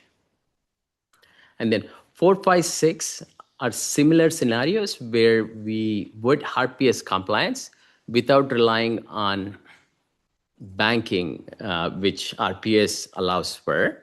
Just to kind of go a little bit in detail, as most of you would know, RPS goals are actually in a compliance period, and we are in compliance period 5, which runs from 2025 to 2027. If we were to use that, we can be lower in some years, but overall, if we hit the targets, or if you exceed in 1 year, you can actually use that excess in a bank and kind of use it in the subsequent years to meet your RPS targets. So what in 4, 5, 6, we are saying we'll not rely on RPS banking, but purely meet RPS compliance for that year.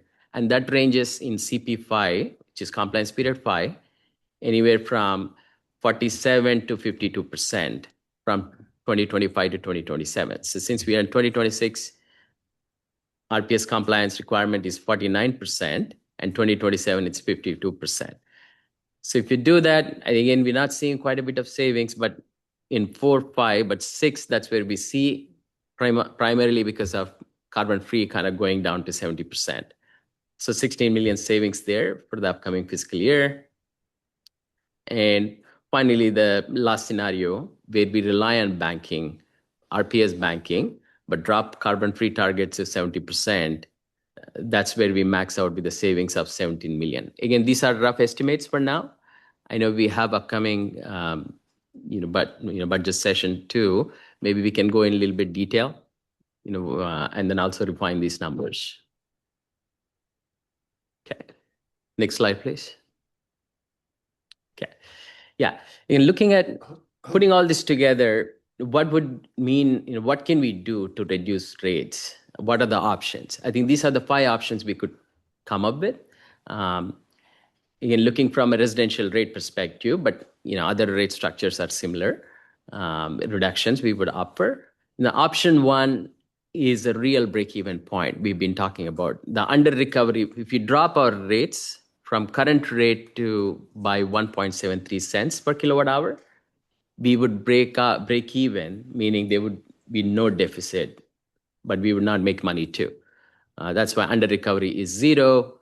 We don't need any rate relief tools except for reducing the rates. In that case, what would be the bill impact without PCIA? Again, PCIA is not in our control. Generation rates are in our control. And in that situation, I think we would be roughly $1 above bundle customers for a typical bill. And if you include PCIA, it's $22 about bundled customers. Really, if you can see, the swing is $21. And if you purely compete on generation rates based on our cost of procuring the energy, actually we even out with PG&E for this year, even on 26-27 fiscal year. But it's the PCIA which is an outlier, which is making our costs if you include PCIA for departed customers, the bill would be slightly higher. Not slightly higher, but roughly $21 in this case for a residential bill. And then option 2, if you drop it down by 2 cents, we would need roughly 14 million because there would be a deficit of 14 million. We would be going below our floor of cost. And we do have operation reserve fund of 70 million, so we can use partial ORF. And that's where we would be even out with PG&E, but without PCIA. But if you include PCIA, that would be $21 above. And similarly, 3 cents reduction, we need to almost tap out our ORF, 67 million out of 70 million there. And the bill impact without PCIA, we would be below bundle customers by $4. But if you include PCIA, we would be $17 above. And then option 4, 3.5 cents, we need more than our operation reserve fund. This is again another break-even point when you think about it, is we use up all ORF and then also back into reserves a bit, but not falling below our reserve and liquidity targets. So we could give up roughly 94 million. That would entail a reduction of 3.51 cents. And when you look at bills, typical monthly bill, without PCIA, MCE customers bill would be $7 below bundle customers. And if you include PCIA, still be higher by $14. And then the last option is reduction of 4 cents. That the under recovery would be 119 million. We would end up using all our operating reserve of 70 million. Then we have to tap into our reserves a bit without falling our targets. Plus, the cost savings coming from lowering our clean energy procurement of 17 million. In that instance, bill impact without PCIA for MCE customers, $9 below bundle customers. Include PCIA, it's $12 above bundle customers. Okay, next slide, please. Okay. Again, what that reduction means in terms of generation rate. I think this chart, just to run through this quickly, have 2025 as a reference here. What we're showing is purely generation rate without any PCIA. Even in 2025, MCE's generation rates, a little bit over 14.62 cents, but PG&E way higher, 17.29 cents. But in 2026, PG&E dropped their generation rates to 12.57. And if we look at MCE current generation rates, obviously there is a difference of PG&E is a calendar year. MCE runs from April to March fiscal year. Our rates are still 14.62. But in option 1, if we drop it down by 1.73, that doesn't create any deficit, we would be 12.89. And if we drop in option 2, if we drop by 2 cents, then we are at 12.62, roughly equivalent to where PG&E is right now. And then option 3, it's a reduction of 3 cents from where we are, but we would be cheaper by a cent. And option 4, 3.5 cents, you can see a little bit over 11 cents. Option 4 is 10.62. We would be lower than PG&E by 2 cents in that instance. Okay. Next slide, please.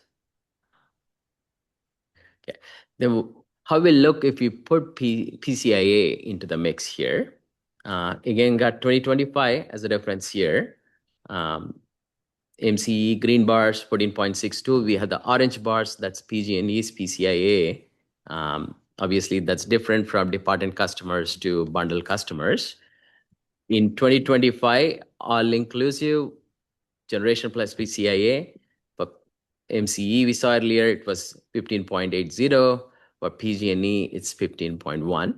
But coming to 2026, in all the options, I think we would be higher than PG&E.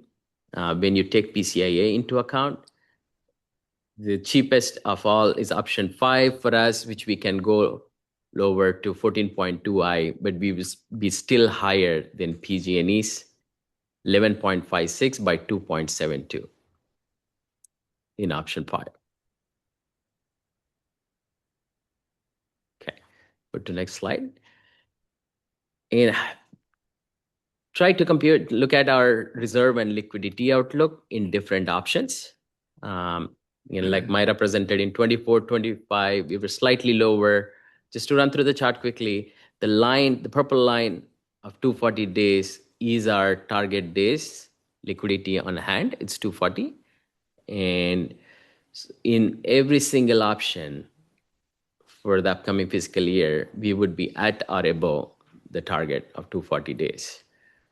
So that's how we went about and constructing our rates, how much rate reduction we can give. And the reserves in all the cases would be over 100%. Okay, next slide, please. Okay. In looking at projections, again, using the same historical chart, laying out 2026 in there, along with give the projections for 27 to 29. Just looking at 2026, we just showing different options where would we end up anywhere from 16.55 in option 1 to 14.28 for MCE compared to PG&E of 11.56. But if you see from 27 to 29, the PCIA converges across all vintages. At least that's the current projections. So all the drop in rates for PG&E is primarily because of PCIA. It has nothing to do with cost of energy trajectory, but more so around PCIA reforms, and the retroactive rate making, which is impacting for the current year. But in 2027, forecast shows if we assume PG&E generation remain at 2026 levels, take the expected PCIA or projected PCIA for 2027 on, their rates would be slightly higher than MCE's option 2, which is, again, it's a cost-based rates, not suggesting that 27 to 29 our rates would be that, just to show where would our cost be. If we look at that perspective, we are expected to be better than PG&E in the projections. And again, a caveat here is, I think all the options, option 1 and 2 are sustainable without any increase. If you pick option 3 to 5, we have to rely on reserves now. Once we deplete the reserves, we don't have any more reserves to sustain that reduction. So we would have to raise our generation rates, which may not be in line with our stability principle if we pick 3 to 5. But if you want to give rate relief, obviously those are the better options. So it's again a tension, how we want to look at it. Okay, next slide, please. Again, recommendation, I think coming to XCOM here, to select a preferred generation rate reduction option to support our upcoming budget planning. Just to summarize, option 1, reduce rate by 1.73 cents, roughly 12%. It fully recovers cost. It is sustainable going into next fiscal year, no use of reserves. Option 2, drop by 2 cents. We can sustain rates given that cost of energy is kind of going down, so we can still go with that path. Is only 14 million of reserves being used in that option. Option 3, reduction by 3 cents, heavy use of reserves, rate increase likely needed, given that we would be ending up using operating reserve fund almost fully. Option 4, 3.5 cents. Again, we not only exhaust ORF, but also kind of tap into reserves without, while maintaining the targets, liquidity and reserve targets. Again, not sustainable option. We would have to increase rates in the subsequent years. Option 5, reduce rate by 4 cents, requires this one is the scenarios I think we're kind of looking at to drop our RPS and carbon-free targets. And if we can unlock any savings, we would have to engage in that strategy to kind of tap into option 5. Okay. Next slide.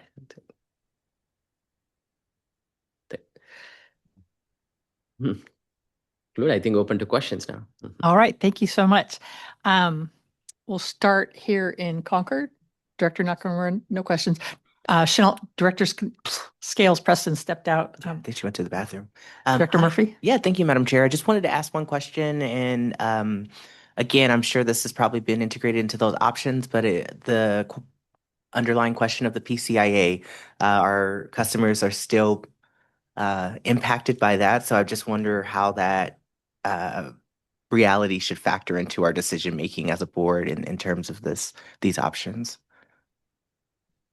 Meaning, is it likely to go down through legal action, or is it just? Well, even with the deepest rate reductions, MCE customers are still going to be impacted by that PCIA. So I was just wondering about the impacts of that versus some of these options that have been presented, where like how you all have fit those into even presenting these options, and maybe even your recommendations or advice in terms of how we decide on the options given that reality. Yeah, I can take a shot at that. So, and thank you, Cal, for the great presentation.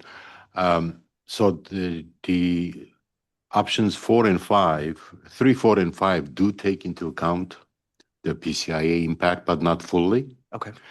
And 4 and 5 are not sustainable to start with. Right. But they don't completely take care of like an equal balance of our ratepayers. Okay. Compared to PG costs. So taking care of further PCIA will even exacerbate what the worst case scenario we're putting. It Gotcha. will be even more restrictive on our reserves than we want to. Okay, so 4 and 5 are a no-go. That's what I'm hearing. Well, I mean, I'm wondering because staff is giving us these options. Yeah, it is, and we are providing like the maximum we think we can offer, although the board can decide differently, because we really, for our sustainable future, once this year is over with, the fiscal year, and we use up, let's say, all of the operating reserve fund, which took us almost 8 years to build. Right. It will go in 1 year, right? So to go back into a sustainable, financial, secure footing, we need to be careful about how we touch our reserves. And if I could add to that, Director Murphy, I think another thing to keep in mind is that MCE has in the past provided the MCE Cares Credit Program, which really helps our customers who are struggling the most with paying their bills. And while we can't control the PCIA, we're certainly trying to influence it. Maybe we'll have some success during the year that will help bring that PCIA charge down, but it's not directly under our control. So what we can do as an alternative is help our customers navigate paying their bills. And so the MCE Cares Credit is something that the board could request that we incorporate into our upcoming budget setting process. We also have had great success with our arrearage management program that helps customers who are late in paying their bill, and that taps into state funding, and we can continue to enroll folks in that going into next year. So those are a couple of ways that we can help. I think as Vicken was saying, we've provided to the board a range of options for how deep we want to reduce our generation rate, while still, staying compliant with state obligations. And it'll be up to the board to decide how far they want the agency to go, as far as whether we want to go as far as moving away from our green energy objectives, whether we want to drop the rates to a point where we know we'll have to increase them the following year. So we're trying to give information about what the impacts will be of these 5 options. And at the same time, though, coming coming at it from a programmatic perspective, we are looking at ways we can help customers navigate the difficult PCIA charges that we're going to see for this year. I think the silver lining slide is slide number 14, which shows that this is a limited time situation. We have had times in the past where PG&E's PCIA fee has caused the cost comparison to not be favorable to MCE customers. And we've weathered those periods and been able to offer stability to customers through those periods, and a strong value proposition that you noted earlier that we could continue offering. But as you can see in this projection slide, by the time we hit next year, we expect things to bounce back to a more level playing field with the utility rates. Got it. Thank you, Dawn. And I just wanted to clarify, because I couldn't find this in my research, but has MCE's board voted on and decided on a rate reduction in the past of its within the 15 years we've been alive? Yeah, I mean, if you go back to the slides and show the chart, doesn't look like there was a period of reduction. I think the cost of energy has been steadily going up. Yeah, I think there was a slight reduction in 2021, if I'm correct, but it looks like there's a little dip right there. Yeah, 2022. I don't remember. Okay. Yeah, I think that's a different question. Thank you. I was asking, have we voted as a board to Okay. to do a rate reduction? I know that we've certainly, like, our peers have increased and we've stayed stable, which has been obviously good for our customers. I'm just wondering, this is a little bit of a different act, which is okay. I'm glad that we're considering it. I just want to clarify if this is something we've done before as a board in the 15 years as an agency. We can get back to you on that. Okay, no problem. And just my last question, which actually goes back to something Vicken asked about, I asked and Vicken gave an answer about just the value of flexibility. So I was just wondering, I'm sorry? I thought someone said something. No, it was just someone. No one said anything. Okay, no worries. Just a quick question about, of these options, which option does staff think preserves the most flexibility for the IPR-driven procurement mandates that we may not fully yet see? I know those are, we're still in both processes, but I'm just wondering if there's an option here that preserves that model of flexibility that was talked about that we want to kind of lean into. Or I would say I heard it as something that I would like to lean into for our staff and for our board as an agency. Is there a particular option that preserves that flexibility as a value more or less? I think we're happy to make a recommendation, and we can bring that up to future meetings. I think, landing somewhere between option 2 and 3 may be the best approach, because that allows us to maintain stability and maintain the value proposition that customers have grown to expect. But again, this will be a board decision. So up to you all. Thank you. Thank you. Is Director Galati, did she have to leave already? Yes. Okay, good. I mean, not good, but I'm not forgetting to call on her. I had a question. Looking at the options, I always start thinking about mixing and matching. And some of the work on changing the clean energy targets, it sounds like you could mix some of that from option 5 back up to 2 and 3, because 2 and 3 don't have any change in the clean energy procurement. Is that correct? That is correct. Yeah. Okay. And then we've heard Marine Conservation League and others advocate for a much more dramatic option 6, I guess we'll call it, where when you go out to buy short-term power, you don't look at its renewability, you just buy whatever power is cheap and take whatever comes with that, because they don't believe in the renewable energy credits that you get. They don't think those represent. Where would that fall? Have we looked at what would happen there as far as the change in the cost of energy and the change in the RPS and the carbon free?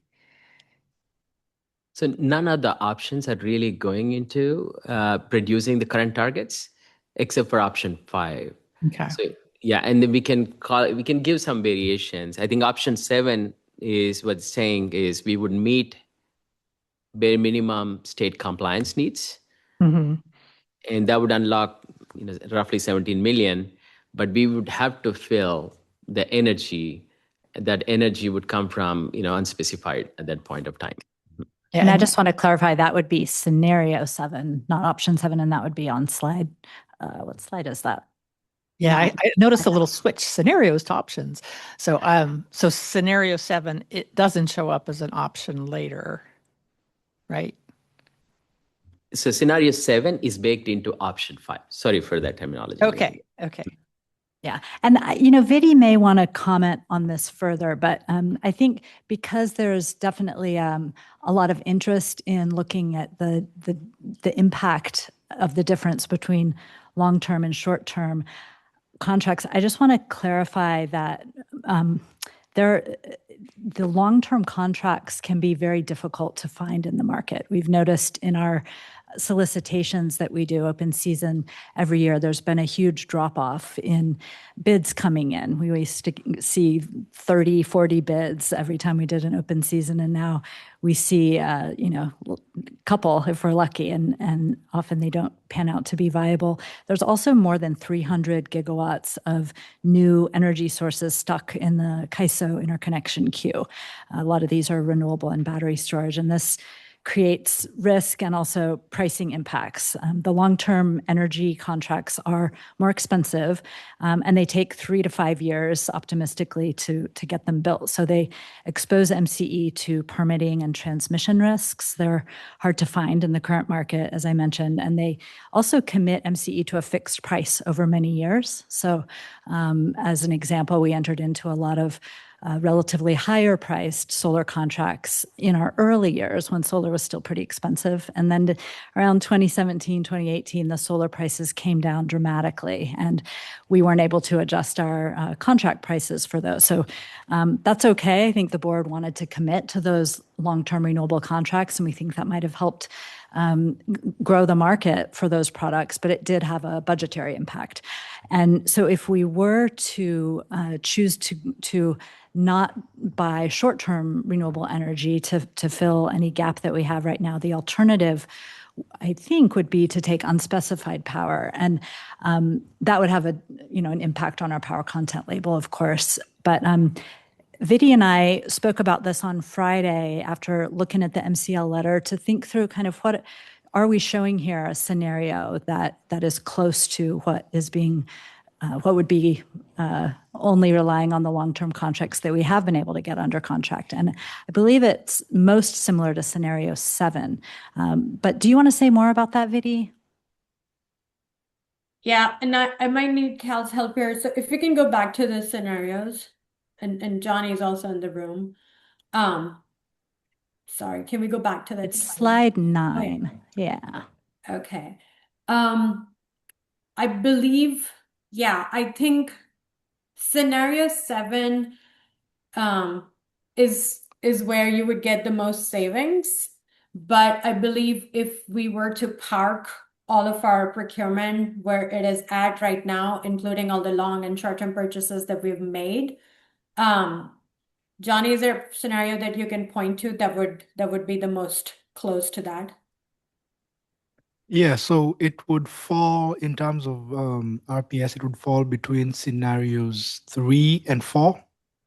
And so the same would be the case for the carbon-free content.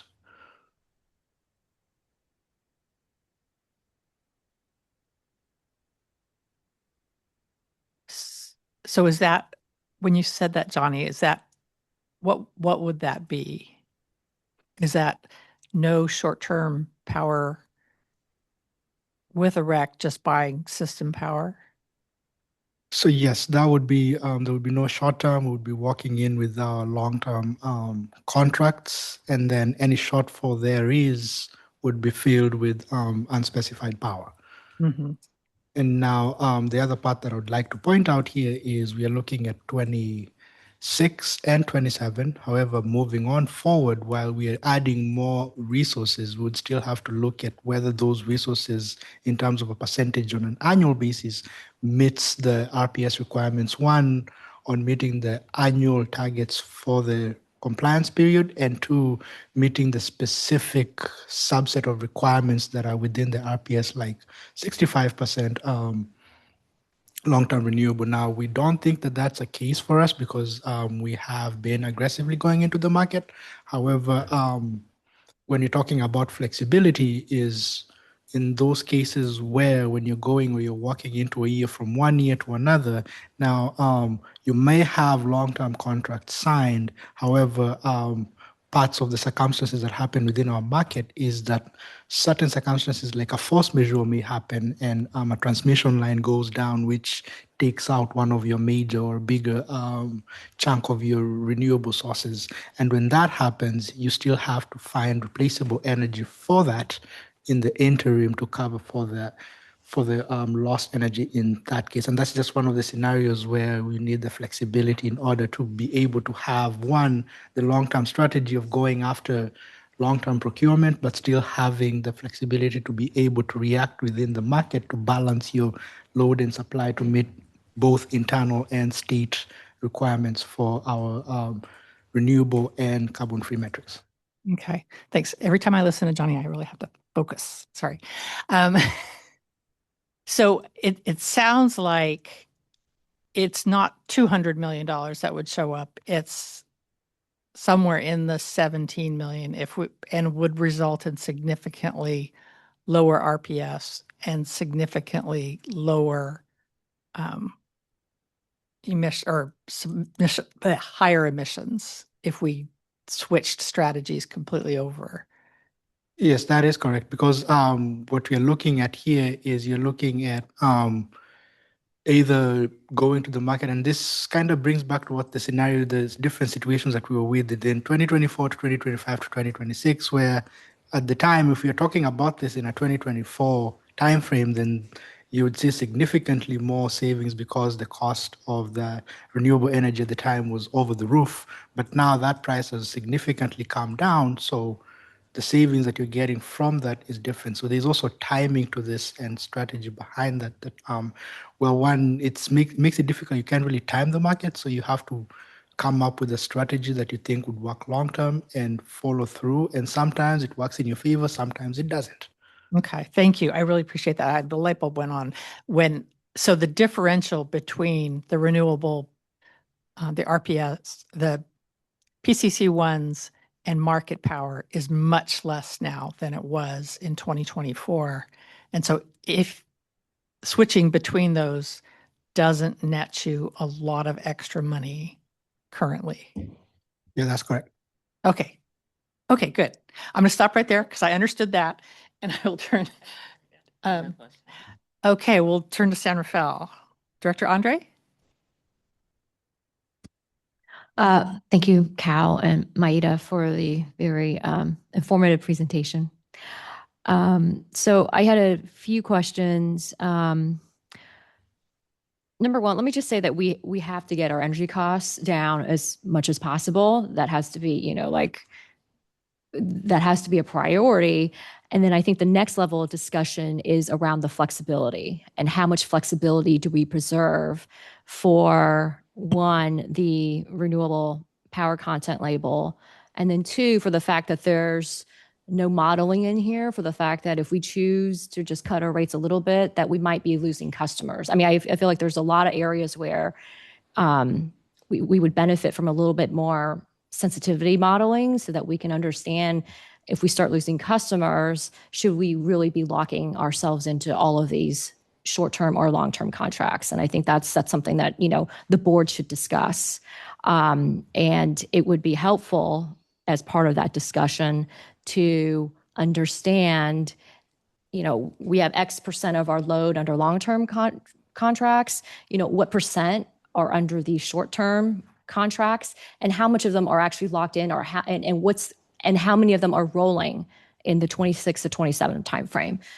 That I think will really help the board understand how much flexibility is actually built into these numbers. Because I was actually surprised as well to see that it was only $17 million maximum if we decided to choose, a lower RPS standard or carbon-free standard. So I think a little more, analysis around, what contracts are rolling and when, and what the price differential is between what the existing short-term contract is and what market pricing is today. I think that would be really helpful. And then the board can have a conversation around, do we want to completely lock ourselves into all of these short-term contracts, or do we leave some of them, again, for the renewal content purpose, or if we happen to get customers that opt out at a higher percentage than what is currently forecasted.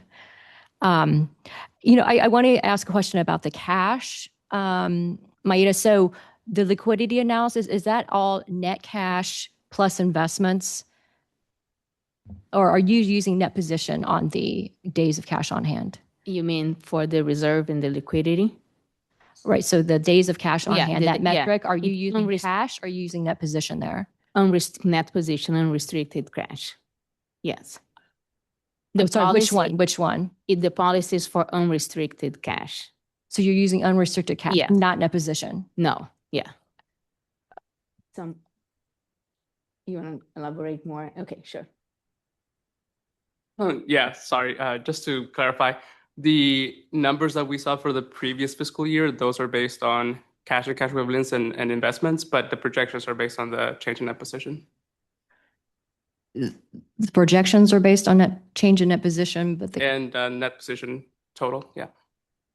Okay, so I guess, so I think it would be helpful if we could, in that table that Cal put together with the options, that we could also see the cash position. Like what is actually the cash reserve balance for every single one of those options? Because what's happening here is once you draw on the rate stabilization fund, your net position is not changing just because of the way that counting is working, but your cash number is going down. And I think that is important for the board to understand. Like before we even pick one of these options, we have to understand what is actually happening with the cash reserves. So it would be helpful in that table if you could put, here's what's happening with revenues, here's what's happening with energy expenses, here's what's the operating income or loss associated with this option, and then what is the ending cash balance with each one of these options. That way the board is very clear on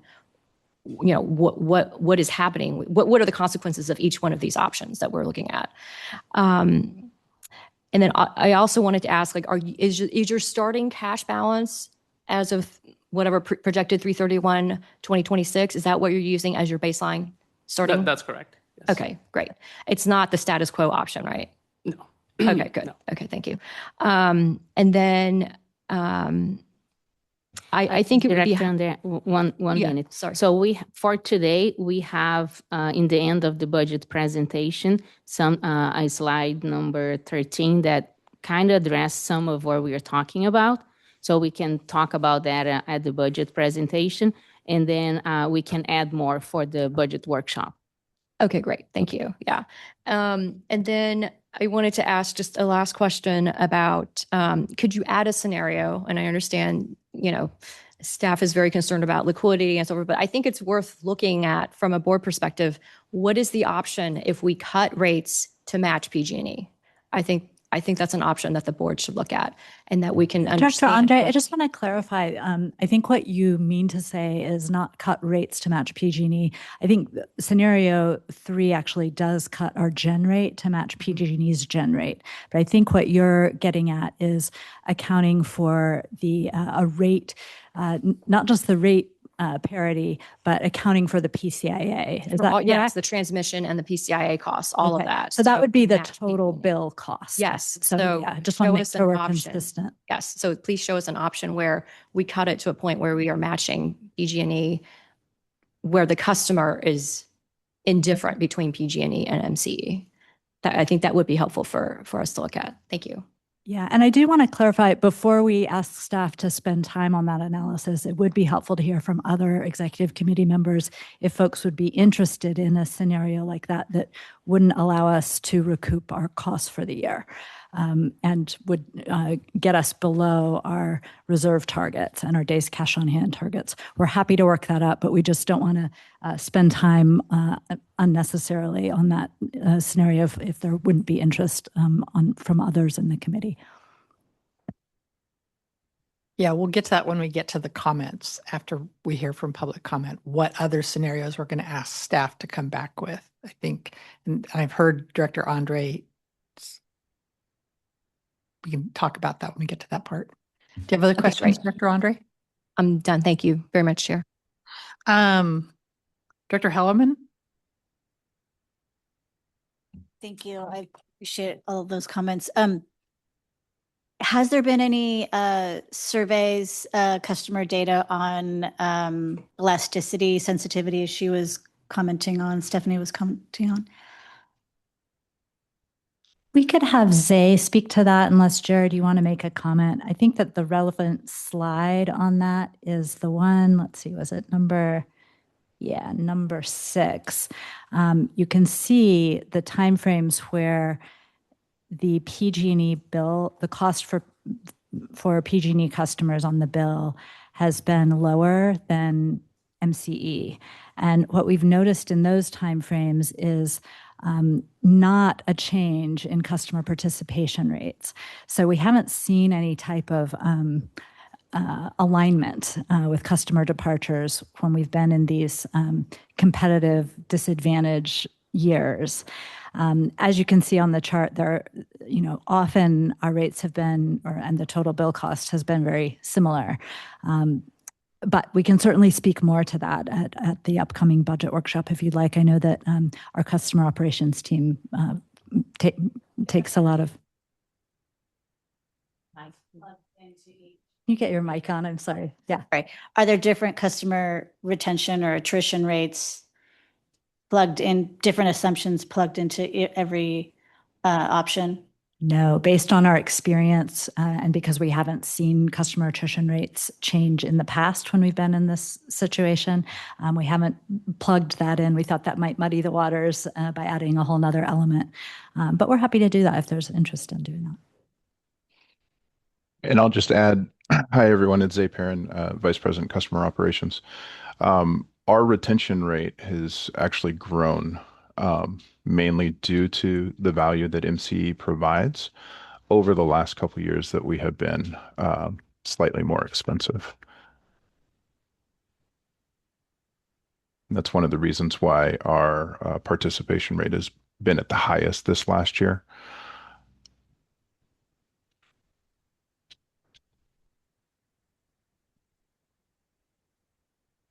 Director Hellman, do you have more questions?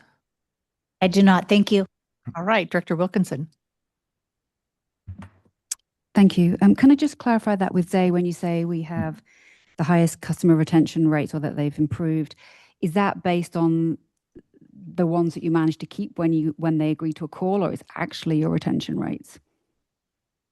I'm sorry, I don't understand the. I remember the last time we discussed this, you mentioned that the retention rates that you were referring to was just your success rate in keeping people when they agreed to speak with you when they were opting out. Correct. So that's not an accurate measure of retention. That's something different. So I think it's important to look at what actually the retention, what we're seeing in terms of exits. So both of those combined, our retention rate when we reach the customer and also our overall retention rate. That's why we have had 5,000 more customers be with us. But we've also added new communities. So it would be interesting to see potentially by county, for example, what you've seen in terms of depletion for older counties or not at all. Maybe you've seen none. Because the other point I would make is in terms of the retention rates, we've never seen this degree of price gap before in terms of total bill difference. And so we're in a different scenario than we've ever been in before. So with your option 1, we'd still be about 14% above PG&E on a total bill basis from my calculation, which is, you can confirm, but so that's the tension there that we our GHG-free standard is pretty much aligned with what PG&E is at, and we're significantly more expensive with these proposals. And so then the question is, what is the value proposition for ratepayers, and are we going to see more exits? So I do think, even if you're assuming a flat line for your central forecasting, the risk modeling that we're talking about introducing should consider those different depletion rates from losing customers and what impact that has.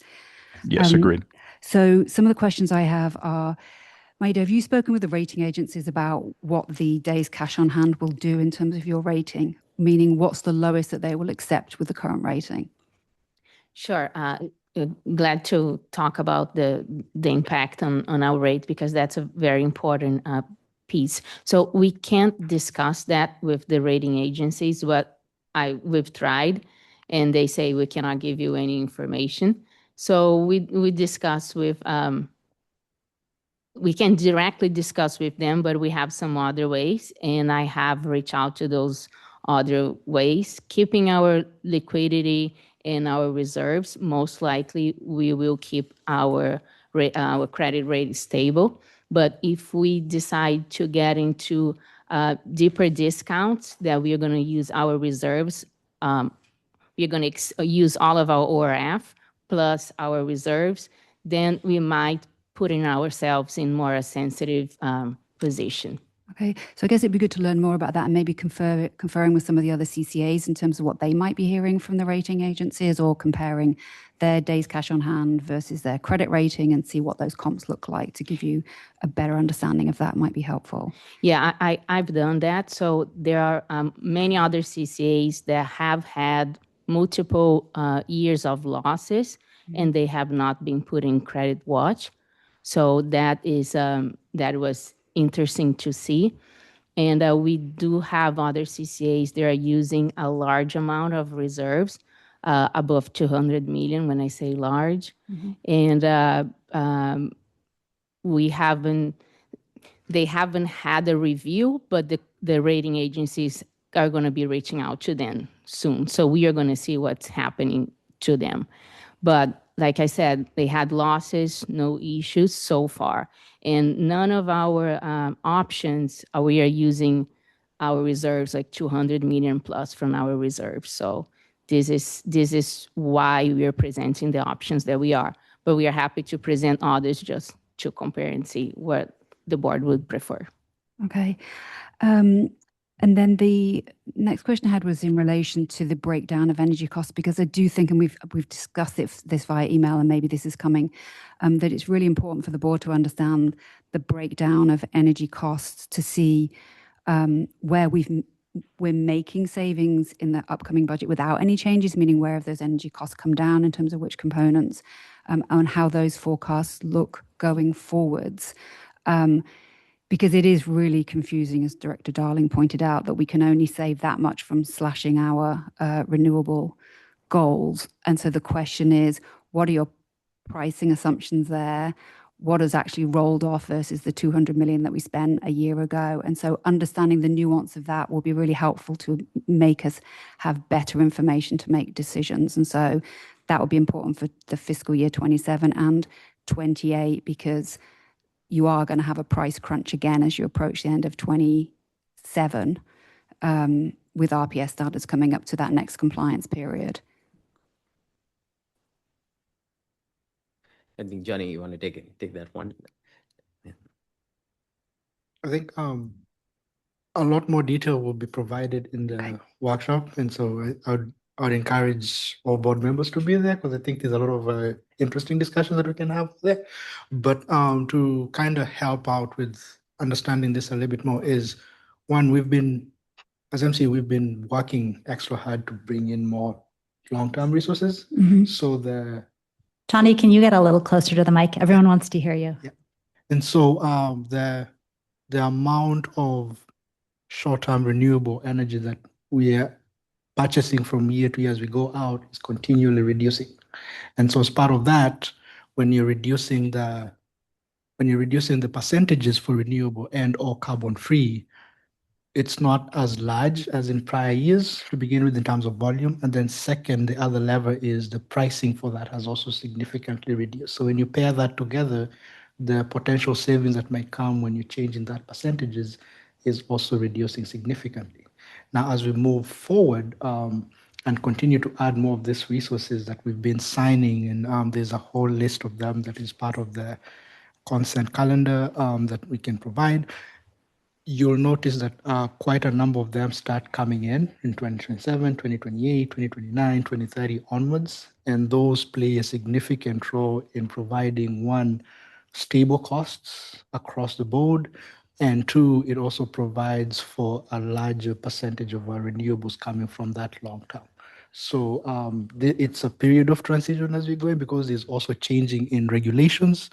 But as we move forward, there's going to be, the outlook is going to look a lot different than it has in the past, because of the long-term strategy that we have been working on starting to pay dividends.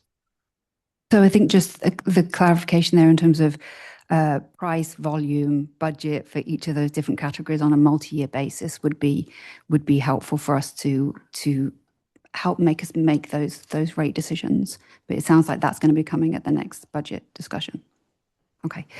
Can I just make a comment on that? I mean, I don't know how much we'll be able to show in terms of prices and our actual positions, because that is all commercially sensitive information. So I think we'll have to find a way to communicate the information, but some of the specifics we may or may not be able to provide, because we just can't go out and tell what our positions are, or we can't just like tell everyone what we're assuming for prices. So I just want the board to be aware of that. Yeah, Vidi, that makes sense. But I'm sure there's a degree of transparency you can provide, which will help us with our decision making.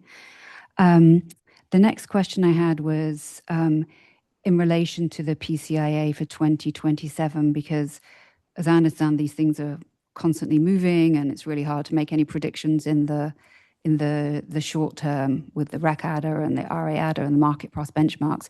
You seem to be confident that that is going to drop significantly. What level of confidence do you ascribe to that?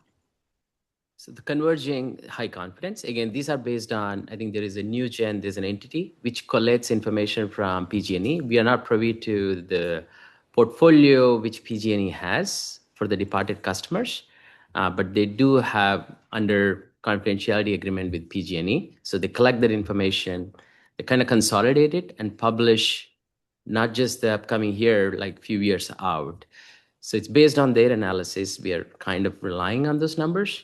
And number two, this year to look at it, it's an outlier, right? In the sense, market price benchmarks were based on a previous methodology. And in 2025, when CPUC retroactively corrected those rates, so they have to collect the money which was under collected in 2025 from 2026. And also there is an error from PG&E for over crediting storage resources, right? That's also kind of corrected. So all in all, it became as if a big PCIA differential for 2026. So that should go away. All that double counting, all the impacts from 2025 should go away from 2027 onwards. So convergence is for sure. And would they converge completely, or to what extent they converge completely? I think that's the information relying on NewGen to give it. So that's where the confidence is coming from.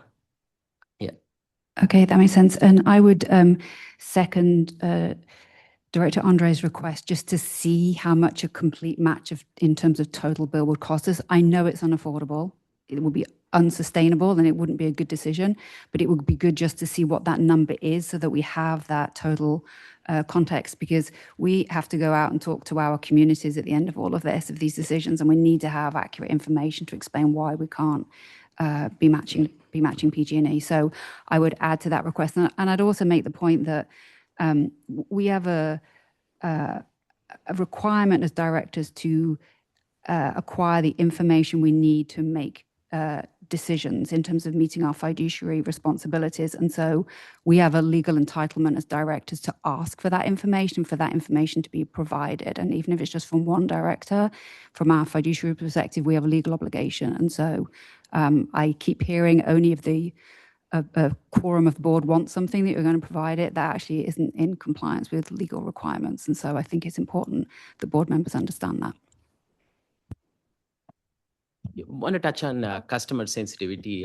Forgive me for a second. I just want to flag for Director Darling that we are at risk of losing quorum soon. Director Hellman needs to leave in a moment. And I believe we're losing someone in Concord. So I just wanted to let you be aware of that and recommend that we take public comment before we have any further discussion. Yeah, that was actually going to be, I was going to jump in. We have about 10 minutes left where we have quorum. So why don't we do public comment and ask any public commenters to respect that we are on a relatively short timeline if we're going to give our staff any direction. Not that I would say no public comment, but don't feel like you need to repeat yourself. We have Dan here in Centerville.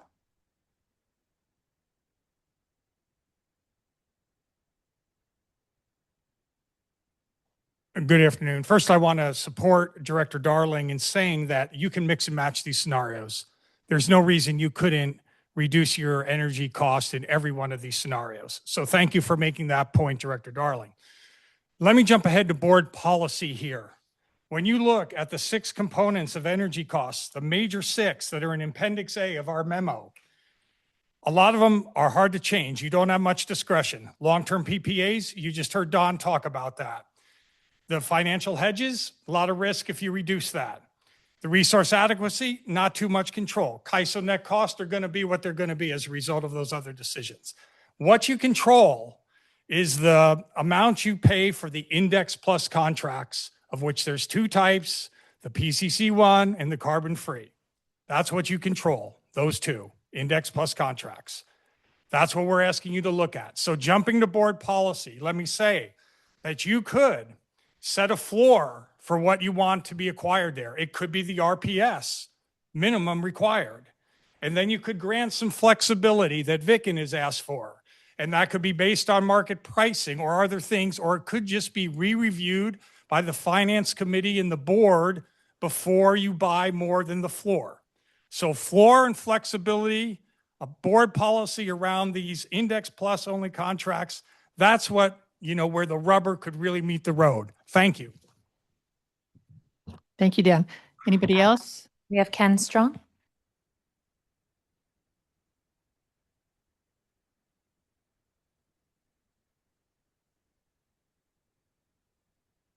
Hello.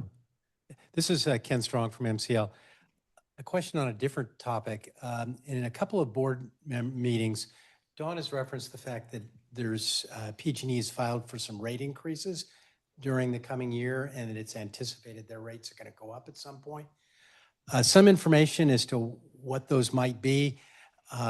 If we have good information that PG&E is going to be raising its rates halfway through the year and some idea what that metric is, that might bring the delta down a little bit and make it easier for people to understand, what the impacts of our rates are going to be. So any clarification on what we're guessing PG&E's rates are going to look like might be helpful.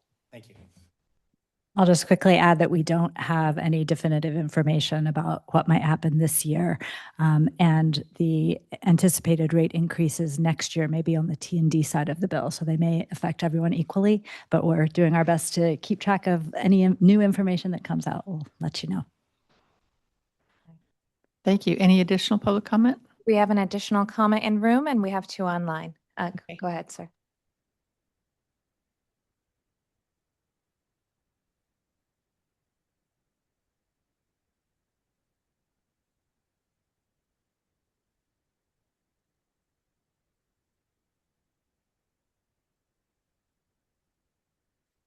Hi, can you turn your mic on, please?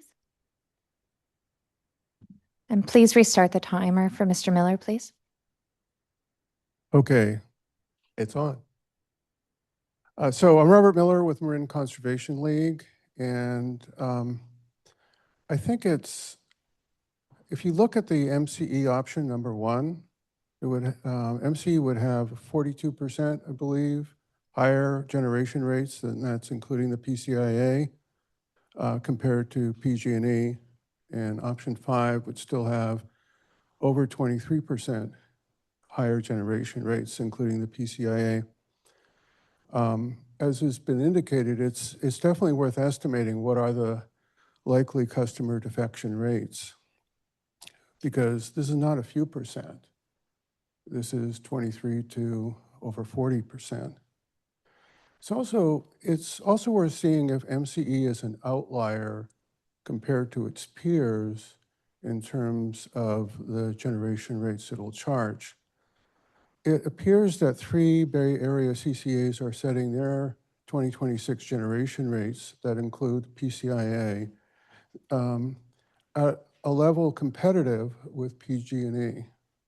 So that's Ava, Peninsula Clean Energy, and Silicon Valley Clean Energy that are lower by at least a bit. One CCA, Sonoma Clean Power, I estimate, has a generation rate, including PCIA, that's about 7.5% above PG&E, but that's a ways below 23 to 42%. Now, there are several reasons. I want to point out there are several reasons why CCAs can have these lower rates than PG&E.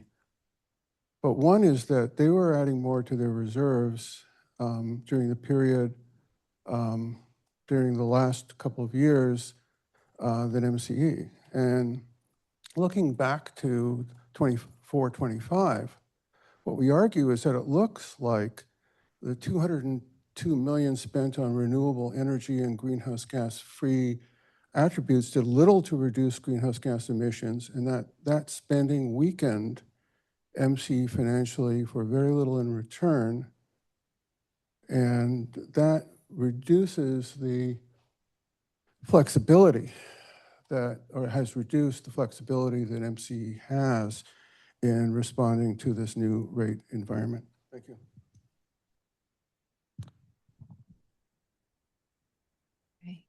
Online, we have Nick Pappas, followed by Jody Timms. Go ahead, Nick.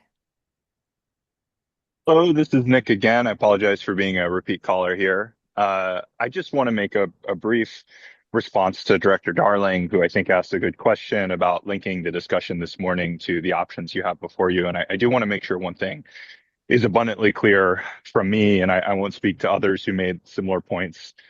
It's not that anybody who I think you're hearing from, all of us who are environmental advocates, are saying we want to see more gas or more unspecified from MCE. It's that we want to see the investments focused on the things that actually make a difference from an environmental perspective. So I think to the earlier comment from Director Darling, it's not a question of whether you skip the PCC1 short terms and go out and see what you get from the market in terms of energy and take what comes. That's the current practice today. MCE goes out, buys hedge energy, which is unspecified. Whether or not it's reportable, I think is a question mark. But it's certainly not renewable, and it's generally viewed as backed by gas. Capacity products for RA, similarly, gas products. The only question is whether you take the step of spending very scarce ratepayer money on the offsets, the short-term PCC1 and carbon-free attributes that let you claim you're doing more than I think most environmental experts would agree with. I'll just sort of link this to maybe a more familiar framing for folks. When you take a flight, say you're flying to Europe, the bottom of the page when you're checking out, you can click a box and it says, we'll plant 7 trees for $1 and you can feel good about your flight. What I'm saying, and I think what others are getting at, is we shouldn't spend that money even when it's just $1. But when we get to a point like in 2024, when the offset is actually more expensive than the flight, it's really alarming that we missed the opportunities to have this policy conversation before those investments were made. Thank you. Thank you. Jody Timms.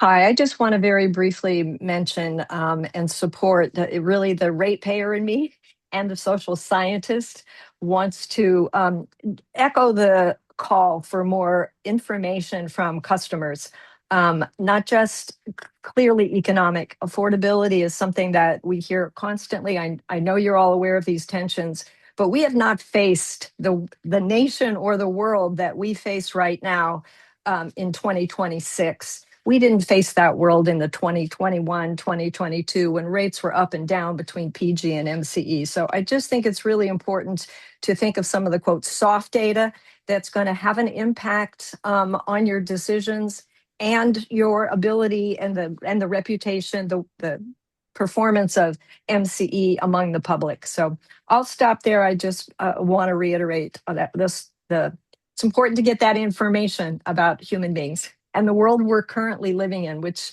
is very different, as we know, than we have before. Thank you. Thank you. And it's definitely something that's all top of mind for us.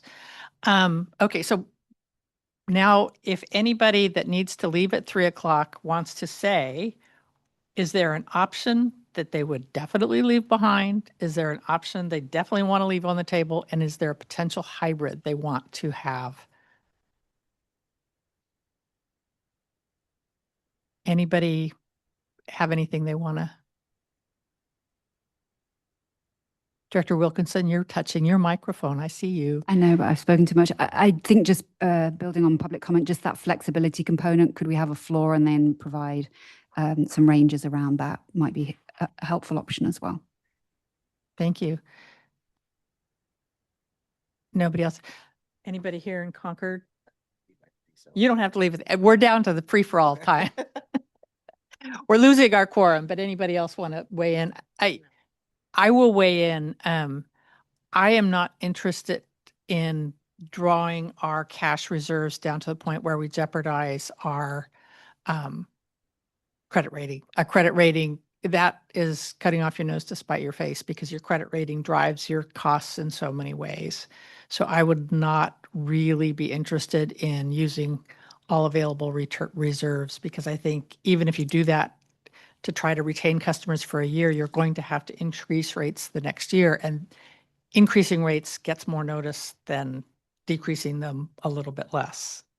So something like an option 4. I am interested in the flexibility of combining something like some of the clean energy target changes with something between option 2 and option 3.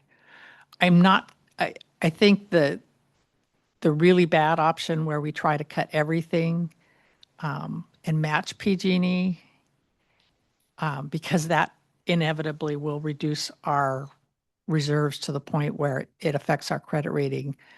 I'm not convinced there's a lot of merit to spending a lot of time on that option. Director Nakamura? Yeah, I think, I agree with not dipping into our reserves, and I would even option 3 for me, when it says heavy use of reserves, that is concerning to me. I did make note of that earlier. So 3 and 4 for me are problematic. Director Murphy? I am not ready to make a decision. I think we're gonna also have this being discussed on Friday. So I wouldn't feel comfortable even leaning into what I'm thinking right now. Honestly. Yeah, So no, that's thank you. fine. That's fine. It's really just making sure, is there anything else we really need to get on the table at this point? Folks in San Rafael, and I think we're officially losing our quorum as I'm speaking, but I would just say a lot more information. I think all the information that's been requested would be helpful for decision making, and I, like others, can't make any decisions without more information. Yeah, I think the customer elasticity data is going to be important. And then some of the information that Johnny was talking about with the price differentials and what we're seeing there, and how the changing the energy targets affects things. Yeah. May I add? Vicken? Yeah.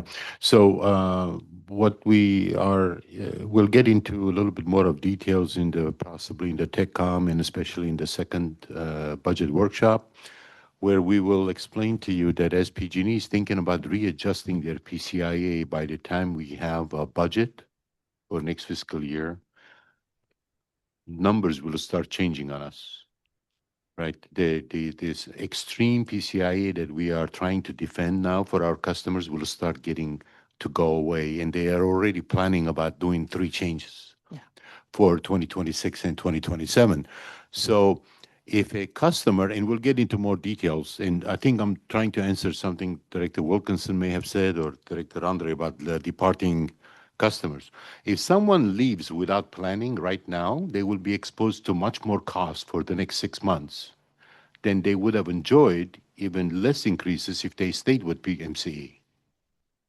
But if they plan, by the time they go, we will be in a better situation because of the PCIe changes. So staff will do as much, whatever we can to explain to you that these multiple moving parts at the same time in different directions. So it is complicated, but we'll work on it to get you all the complete information we can. Thank you.